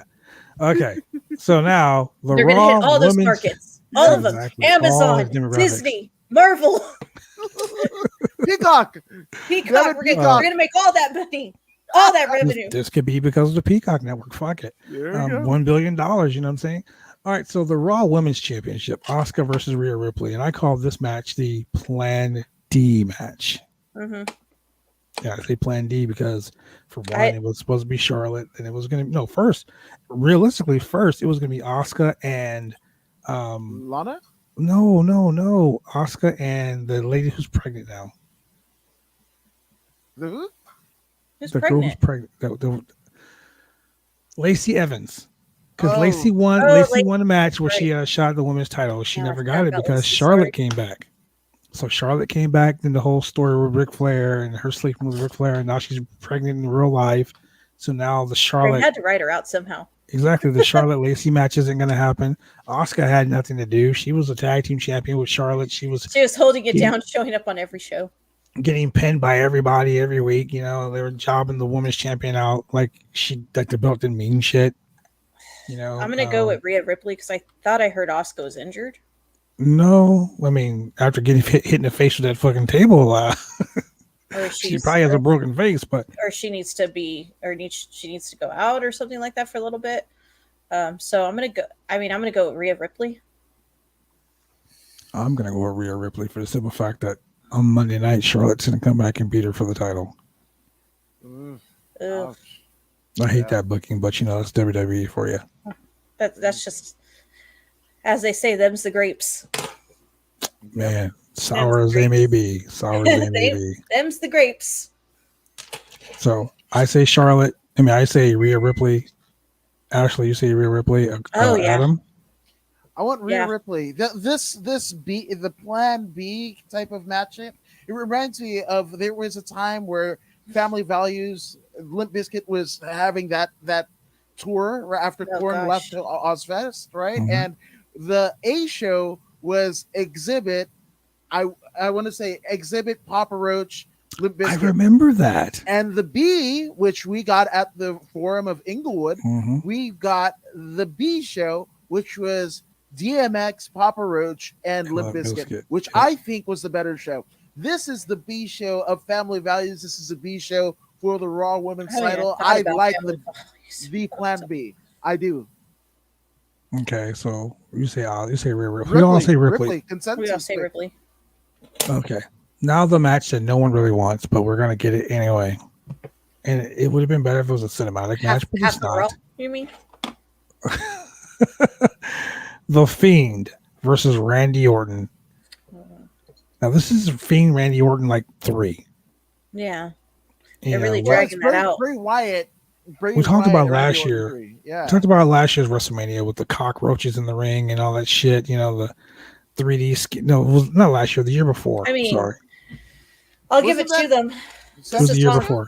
No, it was the year before. Storytelling, though, so I will give that to them. Long-term storytelling.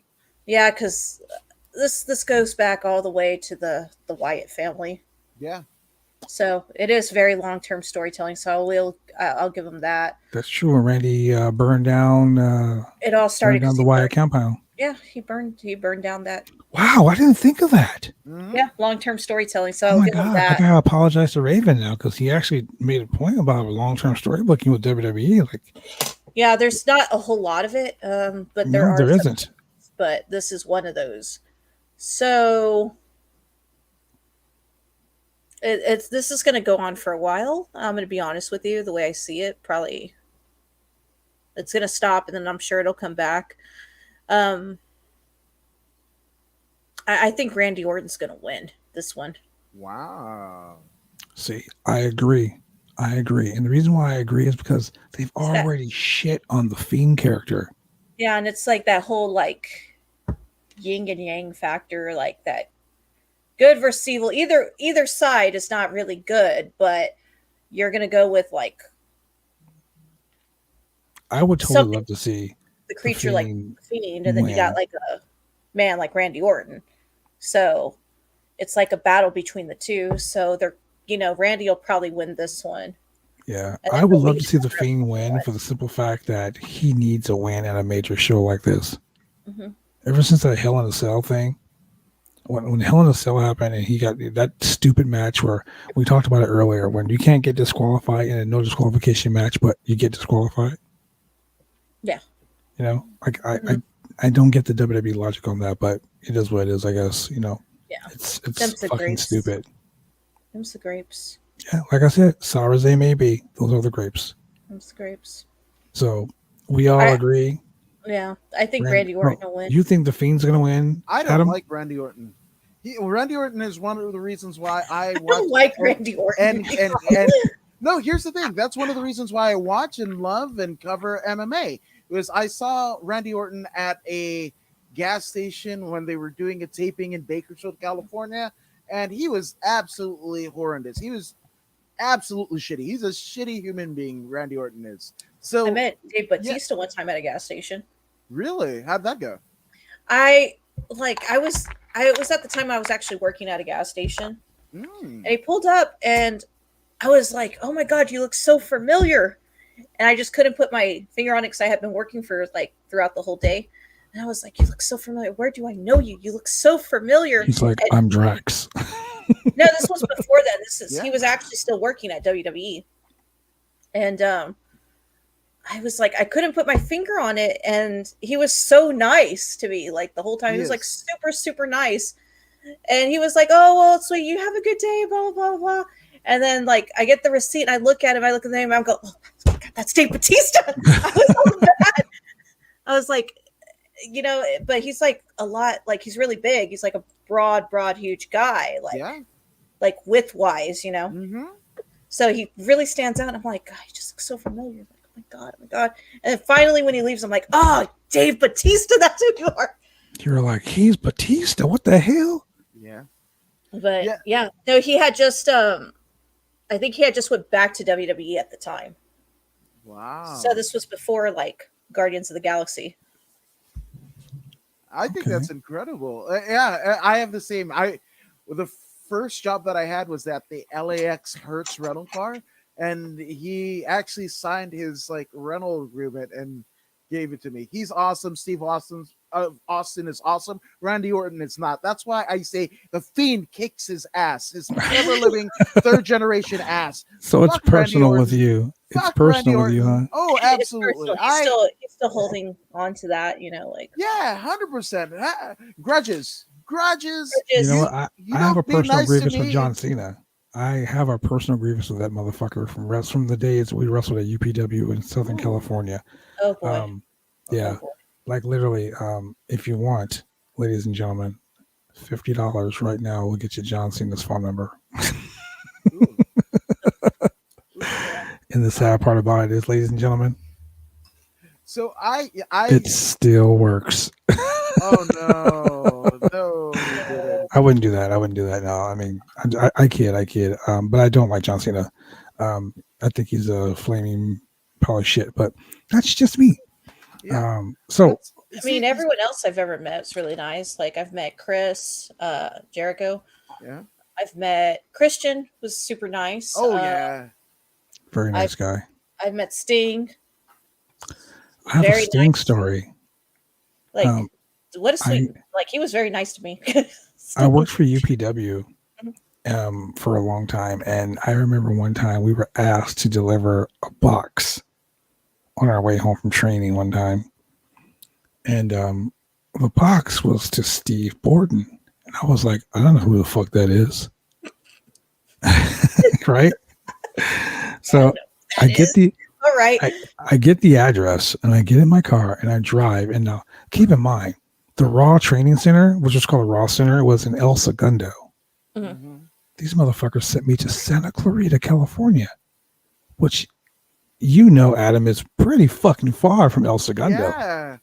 I lived in yes. San Pedro, so I totally was like going the opposite way. Mm-hmm. So I get to this house, ring the doorbell. No one answers. So I'm gonna UPS it and put the box down and walk away.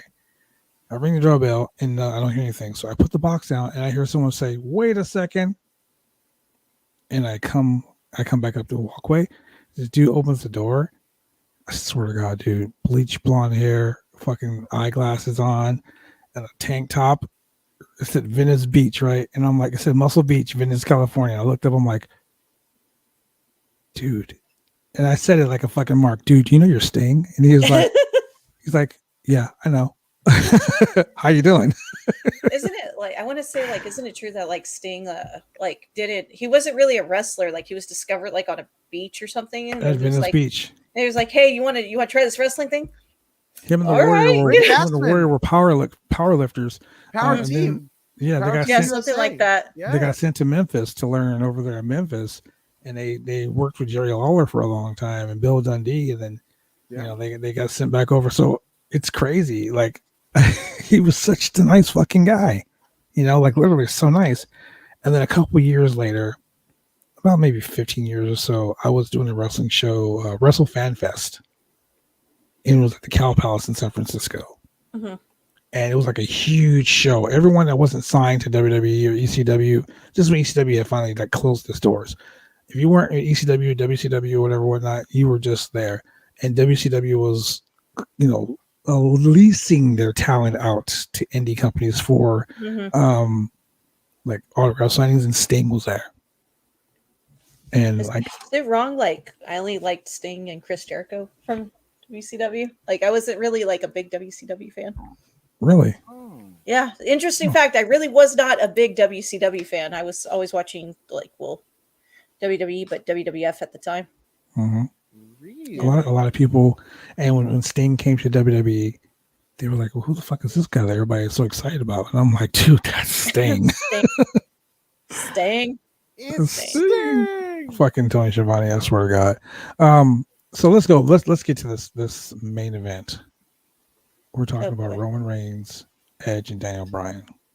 I don't care what it says. I like Roman Reigns. I don't care. Ooh. I don't care. Ooh. I don't care what they You're probably the say. only person that thinks Roman is going to retain. No, I don't think he's going to retain. Oh, okay. Okay. I don't think Well, he's she going put to that out retain. there. But I don't get all the hate for Roman Reigns, but whatever. Well, here's the hate for Roman Reigns, because I think him being a bad guy, the whole gimmick that he has right now, the head of the table, all that bullshit, dude, I'm with that. Yeah, I'm with that for the simple about fact time. that They're not trying to force him to be a face of the and that's the company. thing. See, fans are so fickle. Mhm. And I wouldn't say fickle in a bad way, but I think that fans, when I first started wrestling, I was told fans, the moment you walk out that curtain, 30 seconds off that curtain, fans are either going to like you or they're going to fucking hate you. Exactly. And when he came out, no, you're making that face. No, I'm telling you, that's legitimately how it is. It's true. They make up their mind within the first 30 seconds that you walk out, based off of appearance, presentation, charisma. There it is. Just like Adam, think about it like this. When you go on a date with a woman, right? You never met her before. Let's say this is the old days before Tinder and fucking Bumble, all these other fucking that don't even matter because you still got to see them in person. Yeah, but here's what I'm saying. like you meet a girl, let's say on remember those stupid little fucking chat groups when you meet a Google or AOL chat or AIM party line. AIM there party line. Yeah, you talk to a girl on the party line. You're like, yeah, blah blah blah. You shoot your shot. And she's like, yeah, let's go out. You never met this chick before in person, but you set up time to go meet her, right? You guys go out. You meet her at, let's say, fucking In-N-Out. You walk up there, you see this chick, and you're like, oh, she's hot. Now she sees you. Now, Ashley, you're a woman, so I'm pretty sure you know what I'm about to say. Uh-huh. The first 10 seconds of a woman seeing you, she knows if you're the dude that she's going to be with, she's going to date, she's going to hook up with, whatever, whatnot. Yeah. Within, usually, that is an actual rule. I've heard. It's the truth. I've heard. I've heard. I know a lot of females that tell you the same thing. I know the moment when I see a guy, if I'm going to be interested in him in any way, shape, or form. Exactly what fandom in pro wrestling. Fans, they fucking know right from the gate. They know. I call it your wrestling soulmate. You know who you're for. It don't matter what wrong they did. That is your bae. Yep, man, women, that's your boo. You're gonna go support them, even if they ain't never gonna be a champion. And here's the thing, like it's so true. Gonna headline. Yeah, right. It's so true. And it's real. It's real. It's so true. And the sad part about it is, and I'm not really saying sad like in bad sad, but the sad part about it is, it's like that in video games too. And the WWE shoves it down your throat. They're like, oh no, you're gonna fucking like Roman Reigns. You're gonna love him. They gave him contacts to make him look more appealing. Also, the bullshit. They shoved him down your throat. Mm-hmm. And like they did John Cena. You're going to fucking like him. He's the new Hulk Hogan. You're going to like him whether you like it or not. So when guys come along like Daniel Bryan, or such a nice guy, like people genuinely like someone like that, they're being force-fed Roman Reigns. And he has to be the good guy, saying stuff like suffering succotash. Who the fuck says that in real life? When in all actuality, you're like, well, Daniel Bryan did this for me. He did this for the environment. Yeah.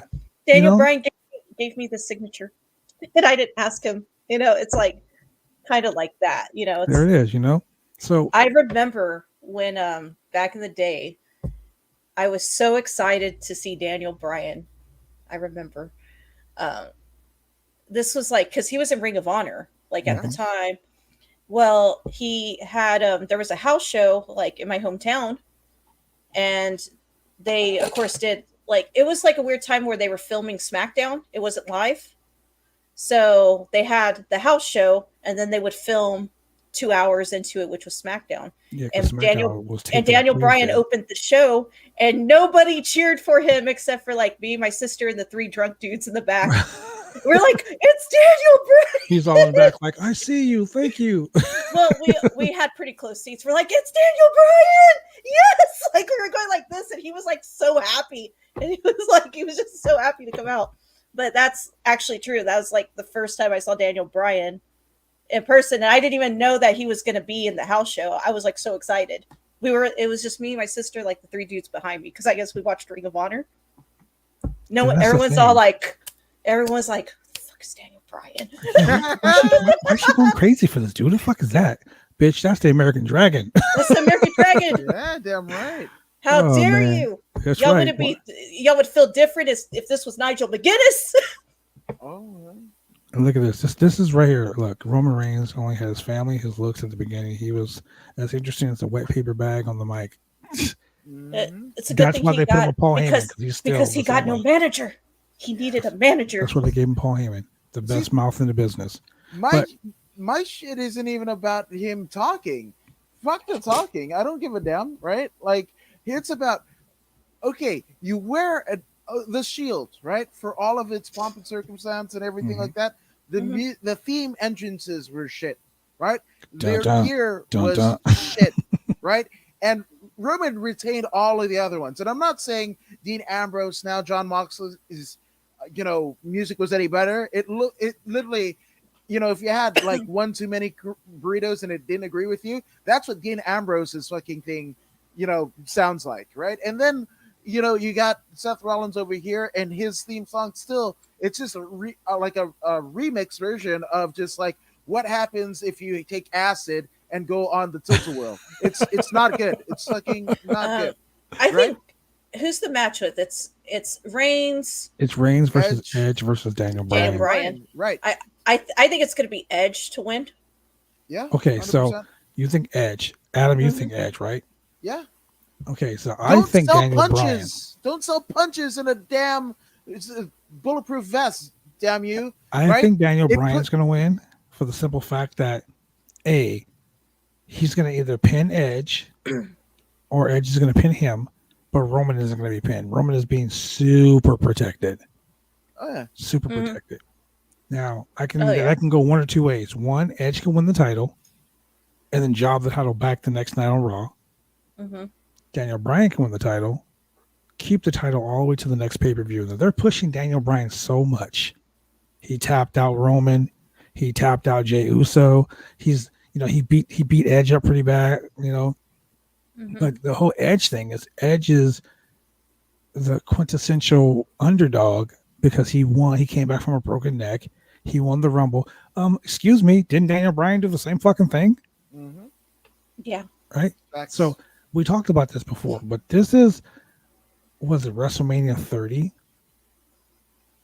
Where Daniel Bryan was in a triple threat. He won the title again. Mm-hmm. So they're really replaying this whole thing over and over again. It's because they're out of ideas. Thank you. They're out of Thank ideas. you. But Thank you. I'm going to go with Edge winning just because I think he's like the underdog in this match. I agree. So you guys both say Edge. Edge. Like I said, I think Daniel Bryan's going to win just for the simple fact that But I would have They liked don't Daniel Bryan want- winning. I wouldn't. they don't want, like WrestleMania has never ended with the heel as the champion. Mm-hmm. In the whole history, 37 years of WrestleMania, I never. how even many thought main that. events have the heel retain the championship? I didn't even think of that. That's trivia for your ass right there, ladies and gentlemen. It's Ironically, true. I think me and my sister had this discussion about believe it or not, I think we were talking about it, something similar along the lines of what you said about how Chris Jericho said he never held the title as a heel at WrestleMania. Yep. And that was one of the I heard that apparently that was one of the stipulations as to why he decided not to continue with WWE. I don't know how true that is. I'm just saying this is like yay or nay, but either way, that coincides to what you were saying. Is like a heel's never had the title or left with the title at WrestleMania, and I didn't even think about that. And it's funny because we just had a conversation similar to that about how Chris Jericho never had the title as a heel at WrestleMania. I mean, one thing Vince doesn't want to do. Vince doesn't want it. Or main event. Yeah. I think it might have been a main event. Yeah. The or something like that. saying has always been, always leave them happy. At WrestleMania. Because WrestleMania is like the biggest. It's like So- the biggest spectacle in all of sports entertainment. So yeah, it'll either be Daniel Bryan or Edge, I think. And I'm gonna say now that's why I say it's gonna be Daniel Bryan, because Edge has kind of turned into a heel. I mean, in my opinion, he's a tweener. Yeah. But I'm thinking that, Tweener. he's gonna. That's why, and you don't want Roman getting beat. You want him getting screwed because his comeuppance have to happen. He's had Paul Heyman, he's had Jey Uso do his dirty work. He has all these guys to screw. And he's been screwing with Adam Pearce. He's been running roughshod over SmackDown. So there has to be a way to take the title off of him without actually taking the title off of him, just like they did with Bobby Lashley. Like they took the United States title off of him without him getting beat. That's why they made a triple threat match. That's exactly why that triple threat thing has been thrown into it. It's always a triple threat stipulation. I always feel like that's like the answer to everything. Like we're out of ideas. Triple threat. Yep, triple threat. Let's just throw this guy in there. Now, here's the thing that make everyone happy. So we all say, you guys say Edge, and I say Daniel Bryan. It's gonna go one of the two, definitely. Roman's not. That's why I said I didn't say Roman was retained. Now, what do you guys think about the Raw after? Who do you think is going to show up? Knowing history, and like you're probably right, it's probably gonna be Brock Lesnar. Unfortunately, remember how Brock just came into the fucking Money in the Bank? He wasn't even in the match. He just crawled the ladder, got the briefcase, and all of a sudden he was Mr. Money in the Bank. Mm-hmm. I think he's gonna show up and be like, "I want a shot at the world title tonight." And honestly, think about it like this though: or if Roman does retain, hasn't his son been super active on social media? Brock Lesnar's son. Social media. Yeah. Brock Lesnar's son. Oh, yeah. No, I don't know. So yeah, because he follows me, but he's been super active and he just signed. So, or he had been signed. His son's been signed to the Performance Center. So, what if he shows up with his son? Because I find it awfully convenient that his son's very active. All of a sudden, but what if you get this? What if Becky Lynch shows up? Becky Lynch could probably show up. What if she shows up and she challenges Rhea Ripley? Or what if Ronda Rousey shows up? She's been training. She's been training at the Heart Dungeon. Oh, Ronda? Mm-hmm.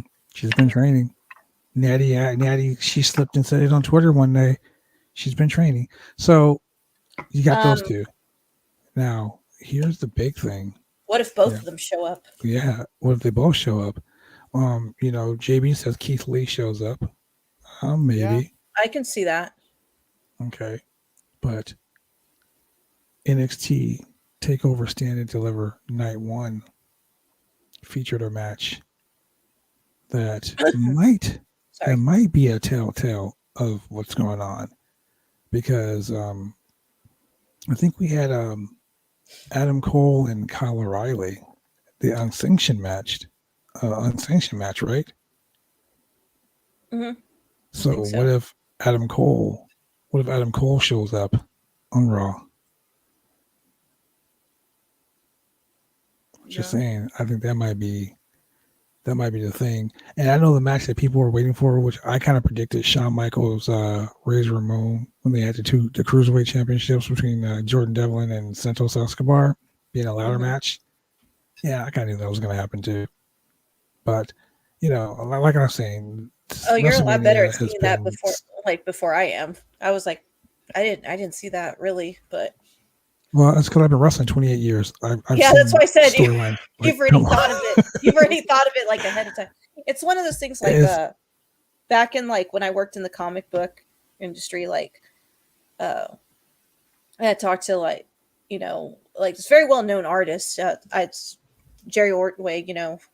He used to give me like suggestions and stuff. Mm-hmm. And he told me, and I said, "Oh, how do you feel about blah blah blah?" It was whatever was going on in DC Comics, because he was doing some art for them at the time. He's all, and this is what he told me. Once you read one comic book, you kind of read them all. Like the storylines, he said, people will be excited for them. He's all, but little do they know, it's pretty much the basic original one. It's just recycled and revamped to fit the current time. So I didn't think that was a perfect analogy for booking. Mm-hmm. And like you said, you've been wrestling for, longer than I could imagine that I would be able to. Decades. Decades, you saw that coming. Like you're like, oh, well, I saw that booking And coming. I also book a wrestling show, so coming, and I was like, it's crazy. I mean, you see shit, and you realize that it's just recycled bullshit. Like for instance, in the ladder match for the unified cruiserweight title, Shawn Michaels came out and he had like a special announcement. So I mean, it's like I said, NXT, End of the WWE, day, whatever, whatnot. it's the same. I am happy the same that house show. exactly. It's the same I house am show excited though that TV. what's her name won the championship, Raquel Gonzalez, Mhm. because she deserved it. She's the new NXT Women's Champion, by the way. Sorry to spoil it for you guys, ladies and gentlemen, but yeah, That's fine. if you didn't watch it, you didn't watch it. She deserved it. Yeah, she deserved it. She put in the work. She was the beast. So with that being said, ladies and gentlemen, I'd like to say thank you very much for joining us here on the Roundtable Pro Wrestling Podcast. Ashley, thank you for joining us here. Yeah. Ladies and gentlemen, you can, like I said, you can find Ashley on her social medias, and I'm gonna go ahead and put those up here for you. You can get her pro wrestling tees. Go buy a shirt. Go support this lady. Don't get offended if I don't reply right away. I try my best. She's a very busy woman, I'm telling you. You can find her also on Twitter right there. And if you want to watch her stream gaming and talk about gaming and all the other crazy stuff that she talks about, you can find her here on Twitch TV. Now, Ashley, before I let you go, is there anything you want to plug before we go ahead and... Not unless y'all have anything to ask, or if anyone's watching has anything to ask. I'm more than welcome to. The floor is yours. So I want to know, Ashley, before everybody chimes in, I know the floodgates are open, but if you could pick anybody in the wrestling atmosphere to debut the night after WrestleMania, the Raw after WrestleMania, who would that person be? Or is it a singular person? Is it multiple people, a faction? Who would end up there? Any promotion, anywhere in the wrestling landscape? Just for WWE in particular? Like just there? Anywhere. Let's say, I mean, we're getting cross-pollination of Impact Wrestling and AEW and whatever. Mm-hmm. Everything is, what used to be sacred ground is the forbidden door is open. Oh God, I hate that terminology. Ain't nothing forbidden. It's just us trying to make it during the pandemic. Perfect circumstances, I think it's great that 2 or 3 companies are helping each other out immensely. Impact's very, very active in the independents as well. Very active in the Midwestern territory. They're still working. I think it's great that, we've got AEW people coming over to Impact, and Impact people, not as much going over to AEW, but I think it's great that, we're at least somehow trying to keep things interesting and engaged for the audience. So I think that's good. As far as debuting like WrestleMania during the week, if we're talking WWE's WrestleMania, I would like to see Adam Cole show up on Raw. I would. I would like to see. He really deserves it. I would like to see, Ronda Rousey come back. I would. Becky, she's always great to come back. Too. Like I look forward to seeing those 2 back. Maybe not in the same feud, but I look forward to seeing them come back. Okay. So she said Becky. I think if Becky came back, the fucking the ceiling. I'm sorry, there's not really a ceiling there at the stadium, but the surrounding neighborhood will be complaining from all the noise because she's going to get the biggest pop ever in the WWE. It's all about that pop. There it is, ladies and gentlemen. So thank you very much, Ashley, for joining us here on the Roundtable Pro Wrestling Podcast. You can like, click, and subscribe on everything that we do here. I'm going to go ahead and I'm going to post this on your Twitter page so you can share to all your friends, to your followers, and they can, like it too. Yeah, we'll retweet it. We'll post it. We'll do what we can. Awesome. So thank you very much, Adam. We'll be right back after this, ladies and gentlemen, with the NXT Stand and Deliver Night 1 results. We'll be right back. Drive me insane! All these rules are lame, have been taking all the fun out!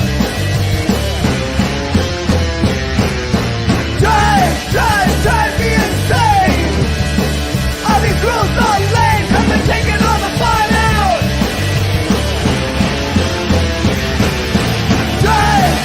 Drive me insane! All these rules...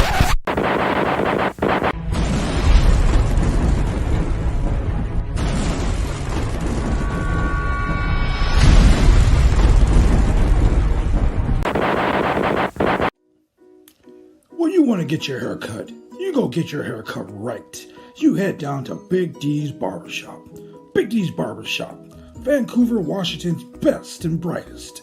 1019 Main Street, Vancouver, Washington, where you can go get your hair lined up, cuts, fades, shampoos, conditions, and all the great things that go with supporting a local barbershop in a local business area. You can also reach them online at www.bigdsbarbershop.com. Go get your haircut right.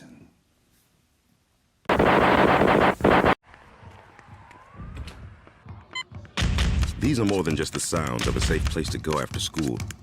These are the sounds of interest being ignited and of mentors making an impact. At Boys and Girls Clubs, we don't do just one thing. We do whatever it takes to meet the needs of every kid who comes through those doors. Because whatever it takes is what it takes to build great futures. Great futures start here.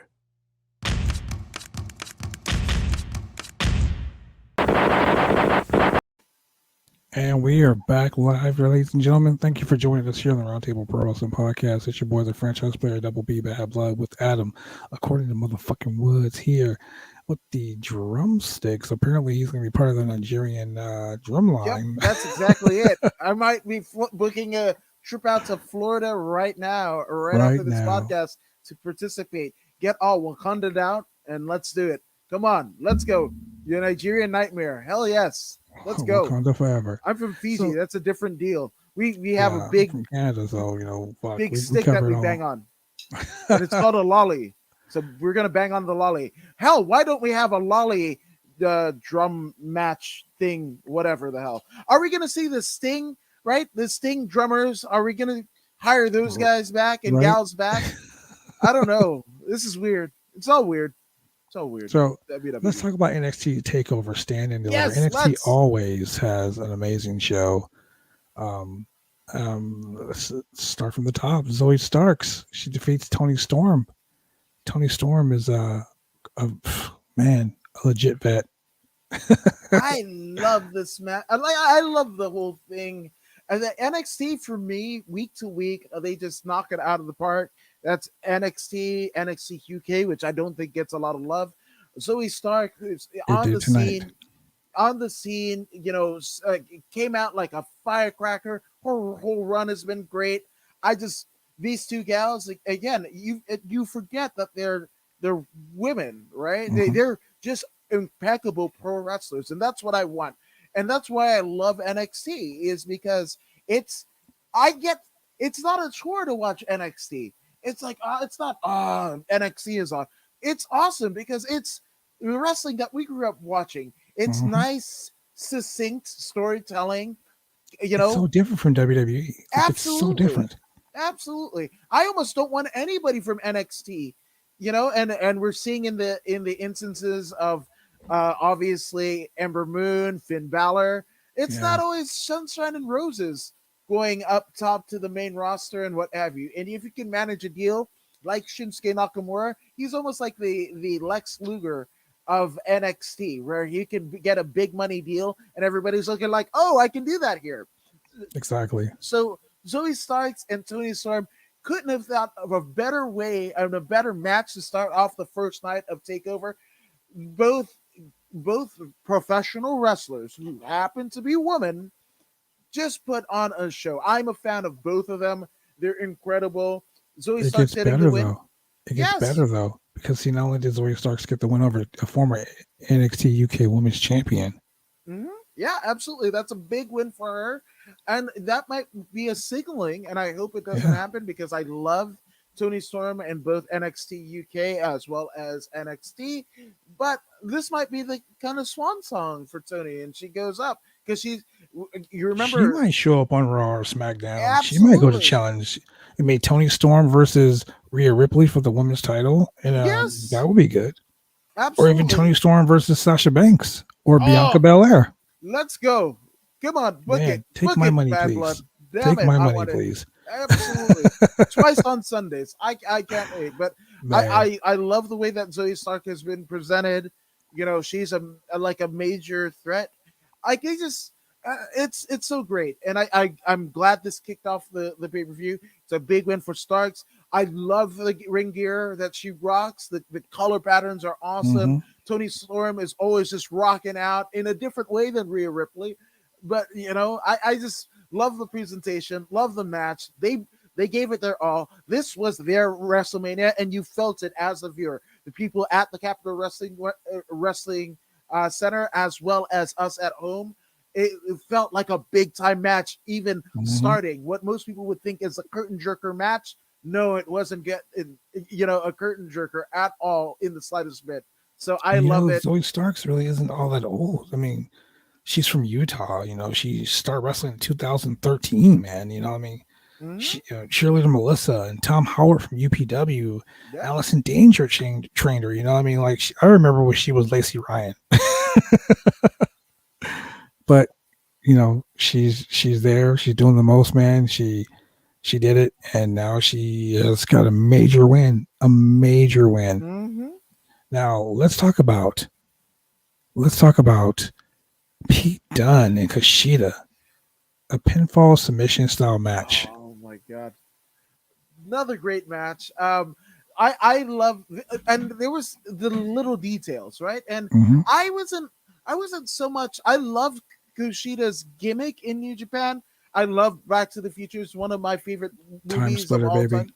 Yeah, 100%. I love it. Him and Alex Shelley, but I didn't really see it. It wasn't a big deal that he was coming over, right?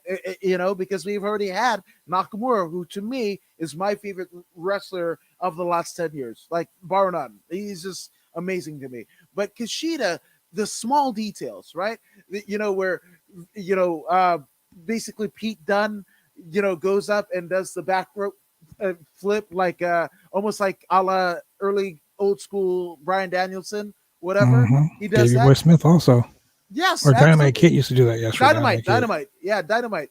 And then Kushida like front kicks him, like almost somersault kicks hmm him.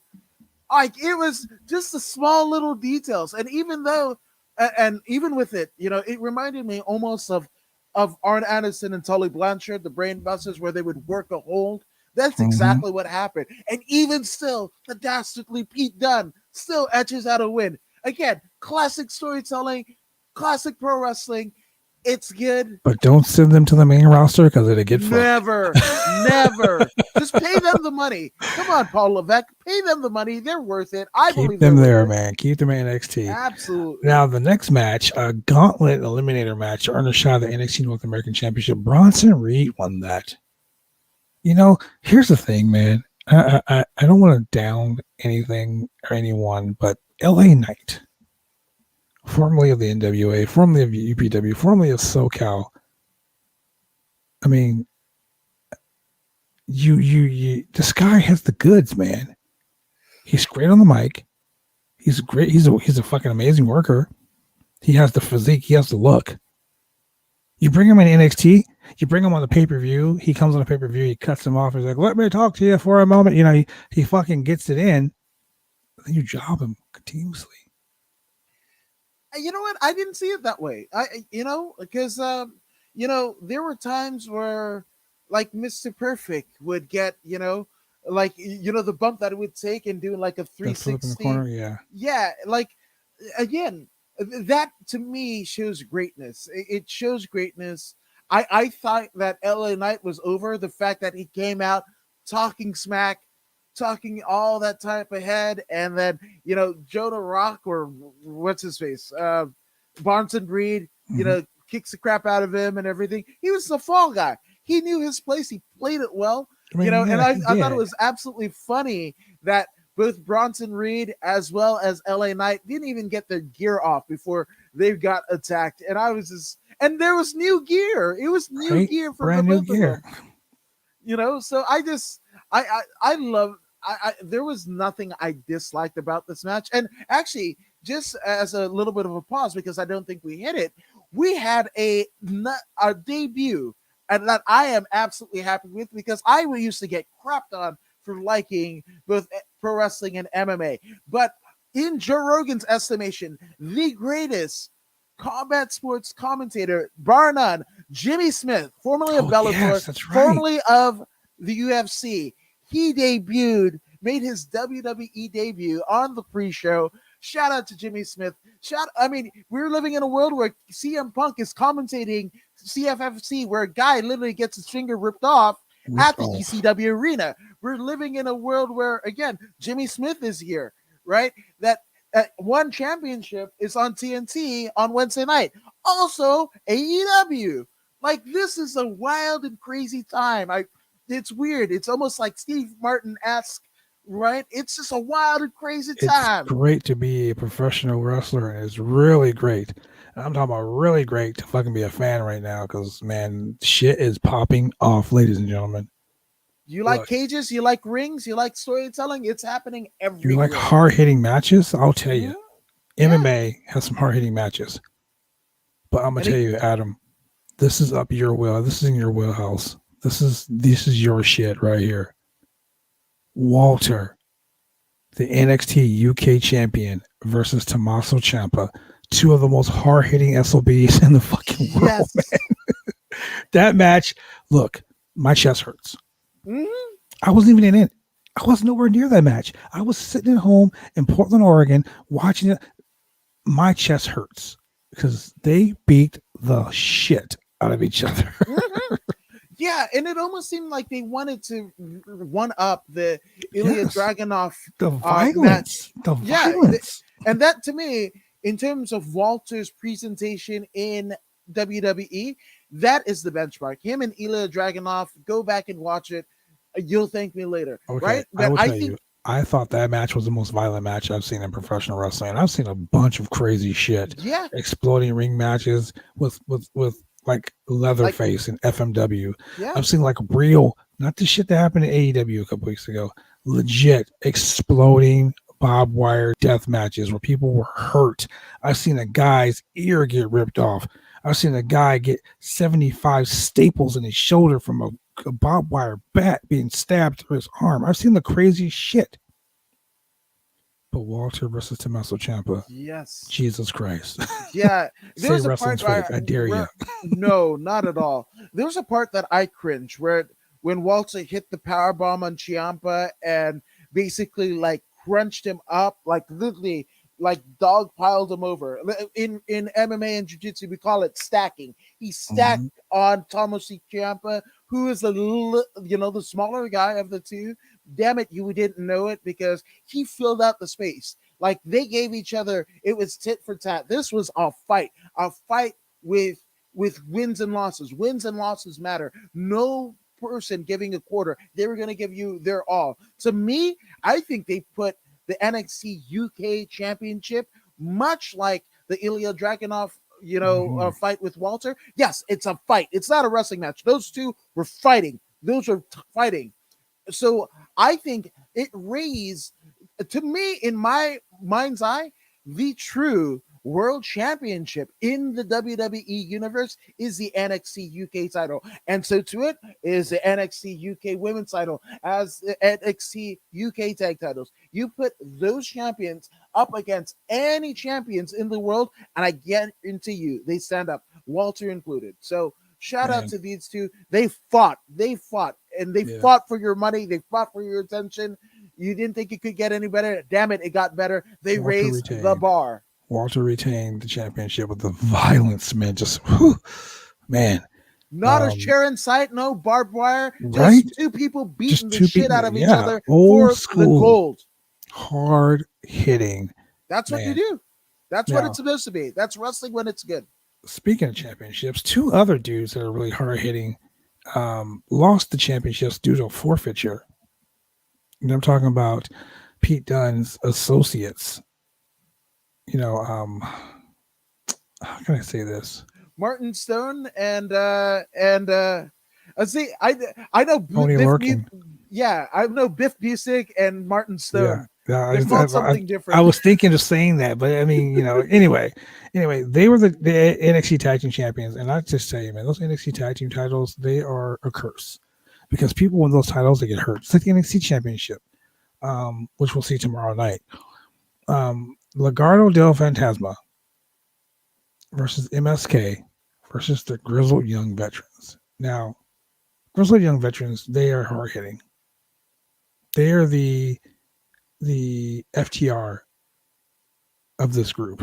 Mm-hmm. And then you got the Young Bucks of this group, the MSK, formerly of Impact Wrestling. The Rascals, so to speak. Yeah.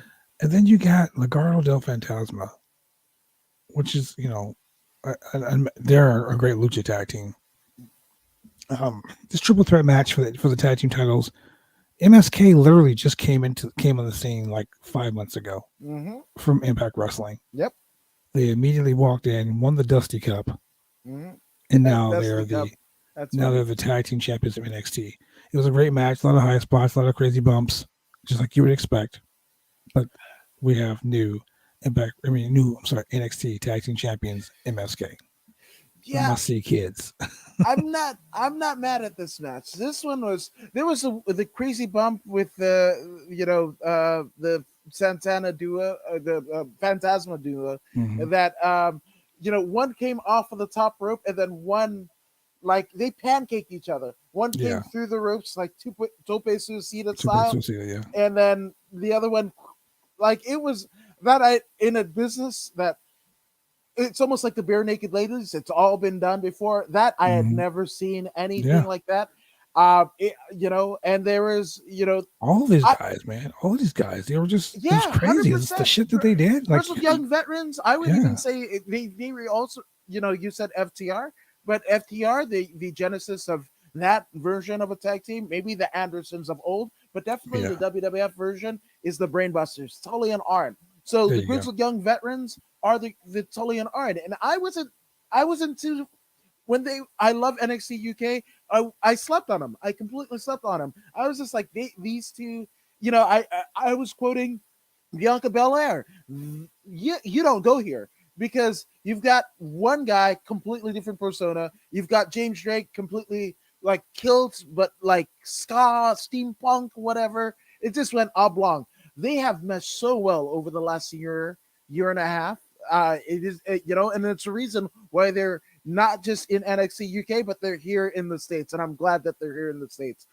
And you said MSK was kind of Young Bucks-esque, and it's easy to say that, but I don't say that because in terms of Young Bucks, and nothing against anybody that likes them, but Jim Cornette said it best, and I agree, where they make extraordinary moves look ordinary, right?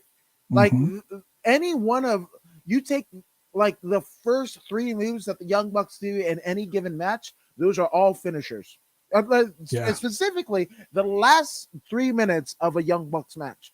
Any one of those moves in the sequence that they do, and yes, Bret Hart had a sequence, the Russian leg sweep, top rope elbow into the sharpshooter. We know, okay, we get it. But they make the extraordinary moves look ordinary. That's what the Young Bucks do. MSK didn't do that. I wasn't a fan of them in Impact. The Rascals. I didn't like it. I just the presentation I wasn't well with. They proved something to me. They proved to me why they had enough faith to get the Dusty Rhodes, Classic championship. And then, so too, at the NXT title, I think all of the teams, and I'm sad that Martin Stone and Biff Busick or Orny Lorcan didn't get the chance.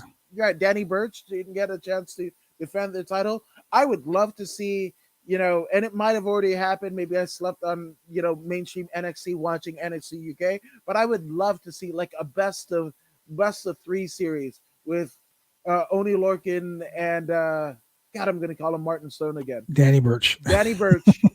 Danny Burch against the Grizzled Young Veteran. I think it would, to me, it would be almost like the Blue Bloods versus Steamboat and wow. Shane Douglas. You said the Blue Bloods. Wow, you went way back there. 100%.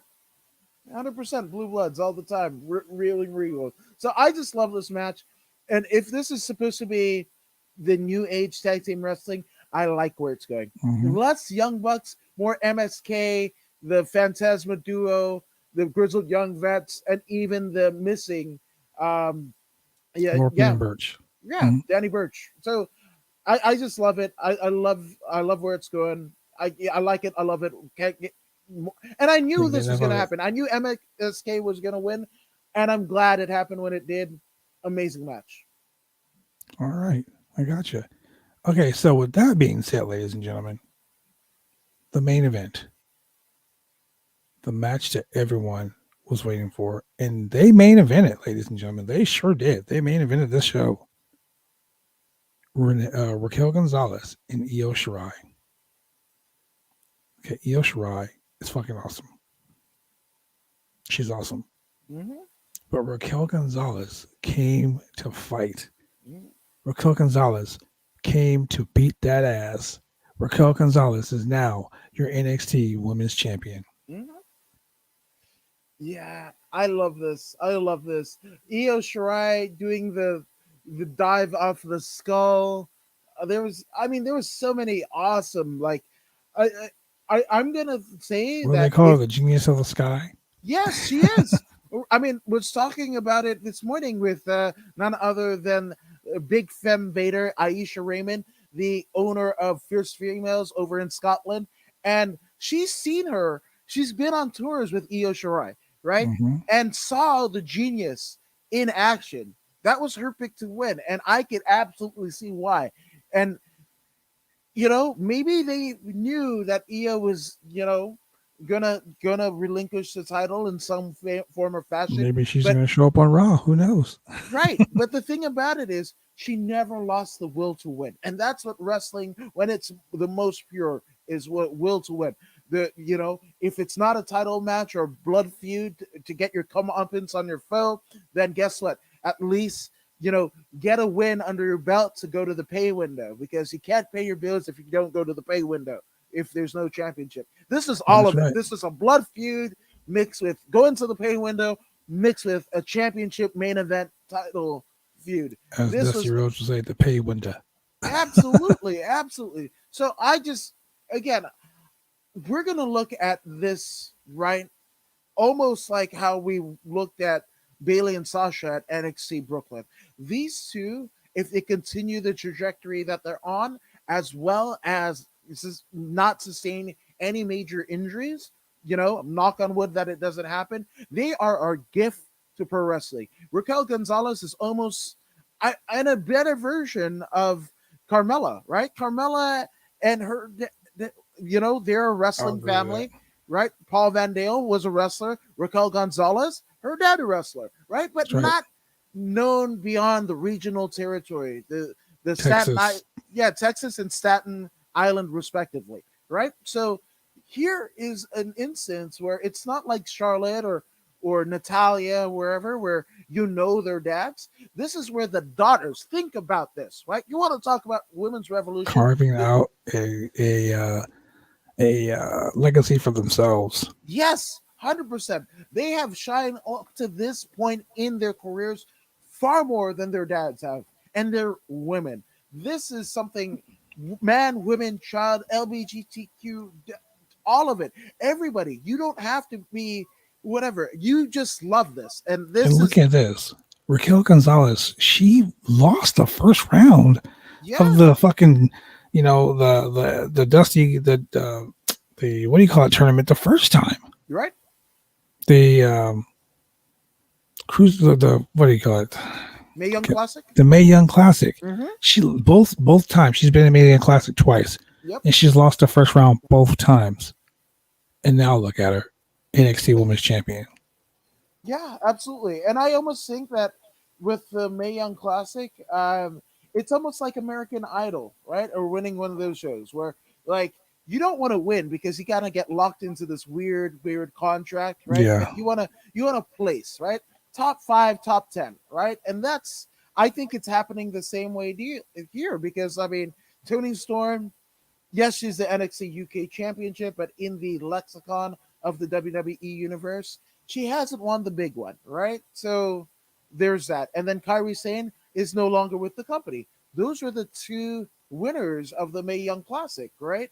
Yeah. But it looks like if you, again, the women who kind of compete and make their name there, like Kavita Devi, even though she's still training and everything like that, it's the people who kind of place within the top 10 or at least make an impression.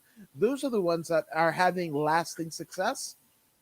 And kudos to it because it's amazing. And Raquel Gonzalez, again, she's going to set a precedent, almost like the Ultimate Fighter in the UFC.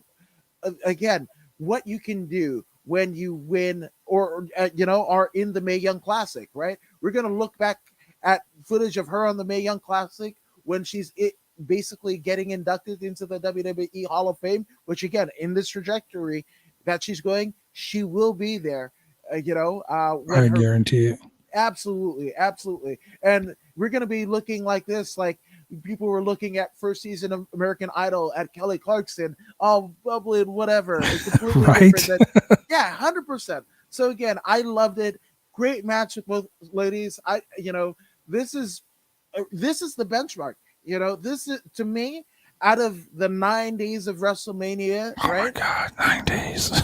Yes, 9 days. And again, that ain't the story of the girl you drown a river and cried the whole world. We're not talking about that group. No, we're talking about 9 days of Mania.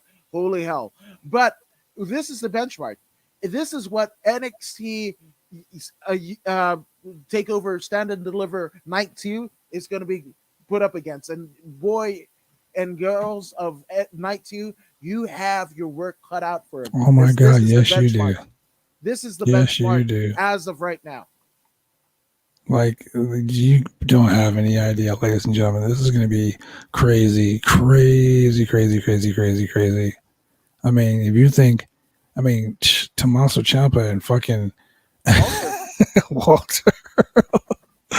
I can't say too much about that, man. It's just, oh my God. It's beauty. It's beautiful violence. It's beautiful violence that you should see. That's beautiful violence in addition man. to, the second night of NXT TakeOver Stand and Deliver. We're getting Josh Barnett's Bloodsport in the 6th incarnation of that.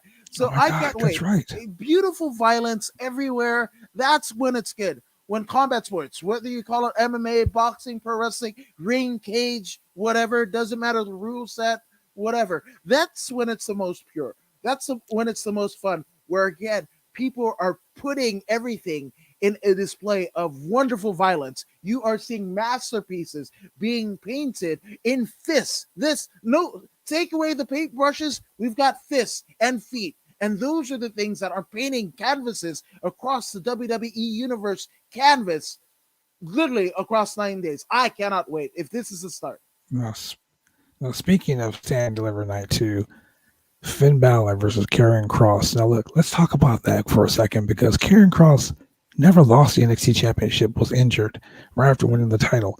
Kind of like Finn Balor was injured right after winning the Universal title. Yes. So Finn Balor, Karrion Kross for the NXT Championship. Then you have Kyle O'Reilly and Adam Cole in an unsanctioned match. Guarantee. I've seen these guys at fucking PWG. I've seen these guys at Ring of Honor. There's going to be more violence. NXT North American Champion Johnny Gargano versus Bronson Reed. Gargano is he is amazing. His gimmick now, he's so funny with the whole group, The Way. Speaking of The Way, NXT Women's Tag Team Championship, Shotzi Blackheart and Ember Moon versus The Way, Candice LeRae, and Indy Hartwell.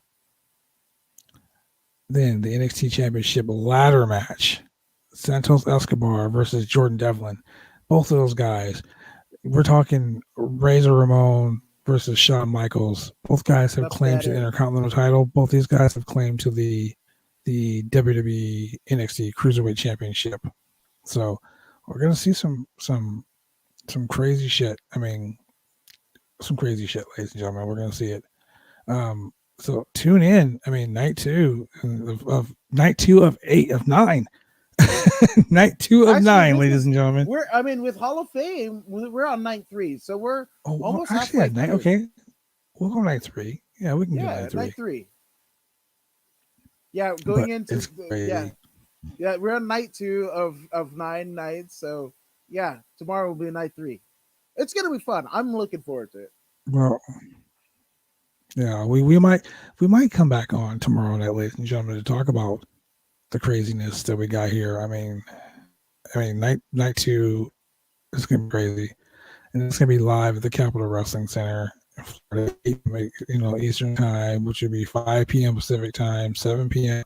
On the Peacock Network. Oh God, the Peacock Network. You How can't was it space watching out. a Peacock? Well, I had to. Apparently, people within the organization, they got pissed off of the angry Twitter and social media, whatever, and they're just like, guess what?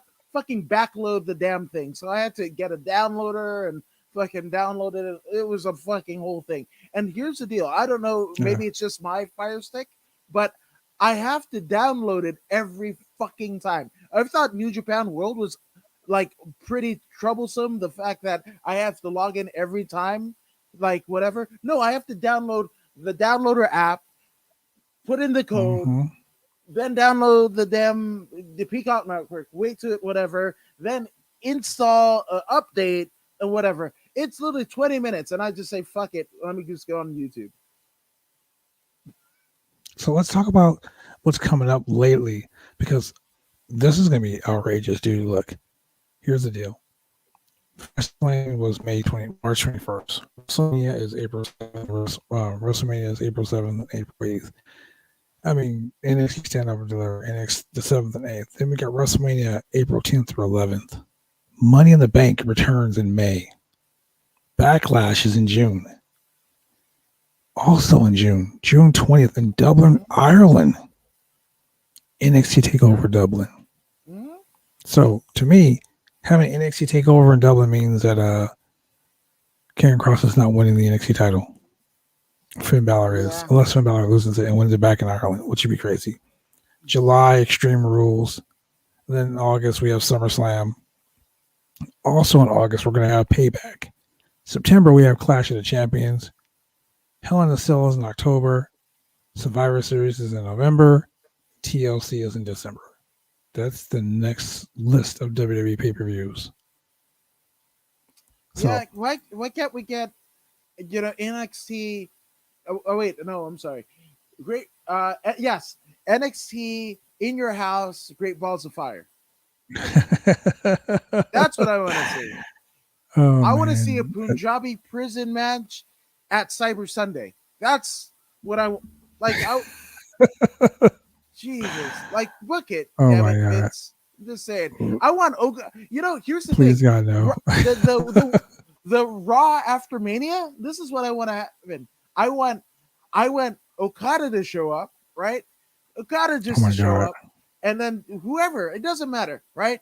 Either it could be the winner of the triple threat with Roman Reigns, and then it could be on the other side. I forgot who's even contending for the title.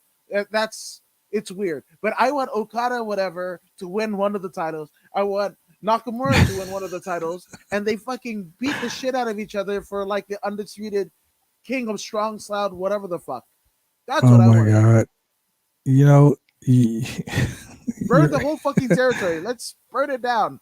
Burn it down. You're asking for something great to happen, and we know it's not going to. So with that being said, ladies and gentlemen, thank you for joining us here on the Roundtable Pro Wrestling Podcast. For your boy Adam Woods, I'm the franchise player, Double B Bad Blood. And stay tuned, ladies and gentlemen, because we will come back maybe tomorrow. Who knows? Like, click, and subscribe on the links. You might never know what happens here on the Roundtable Pro Wrestling Podcast. Peace.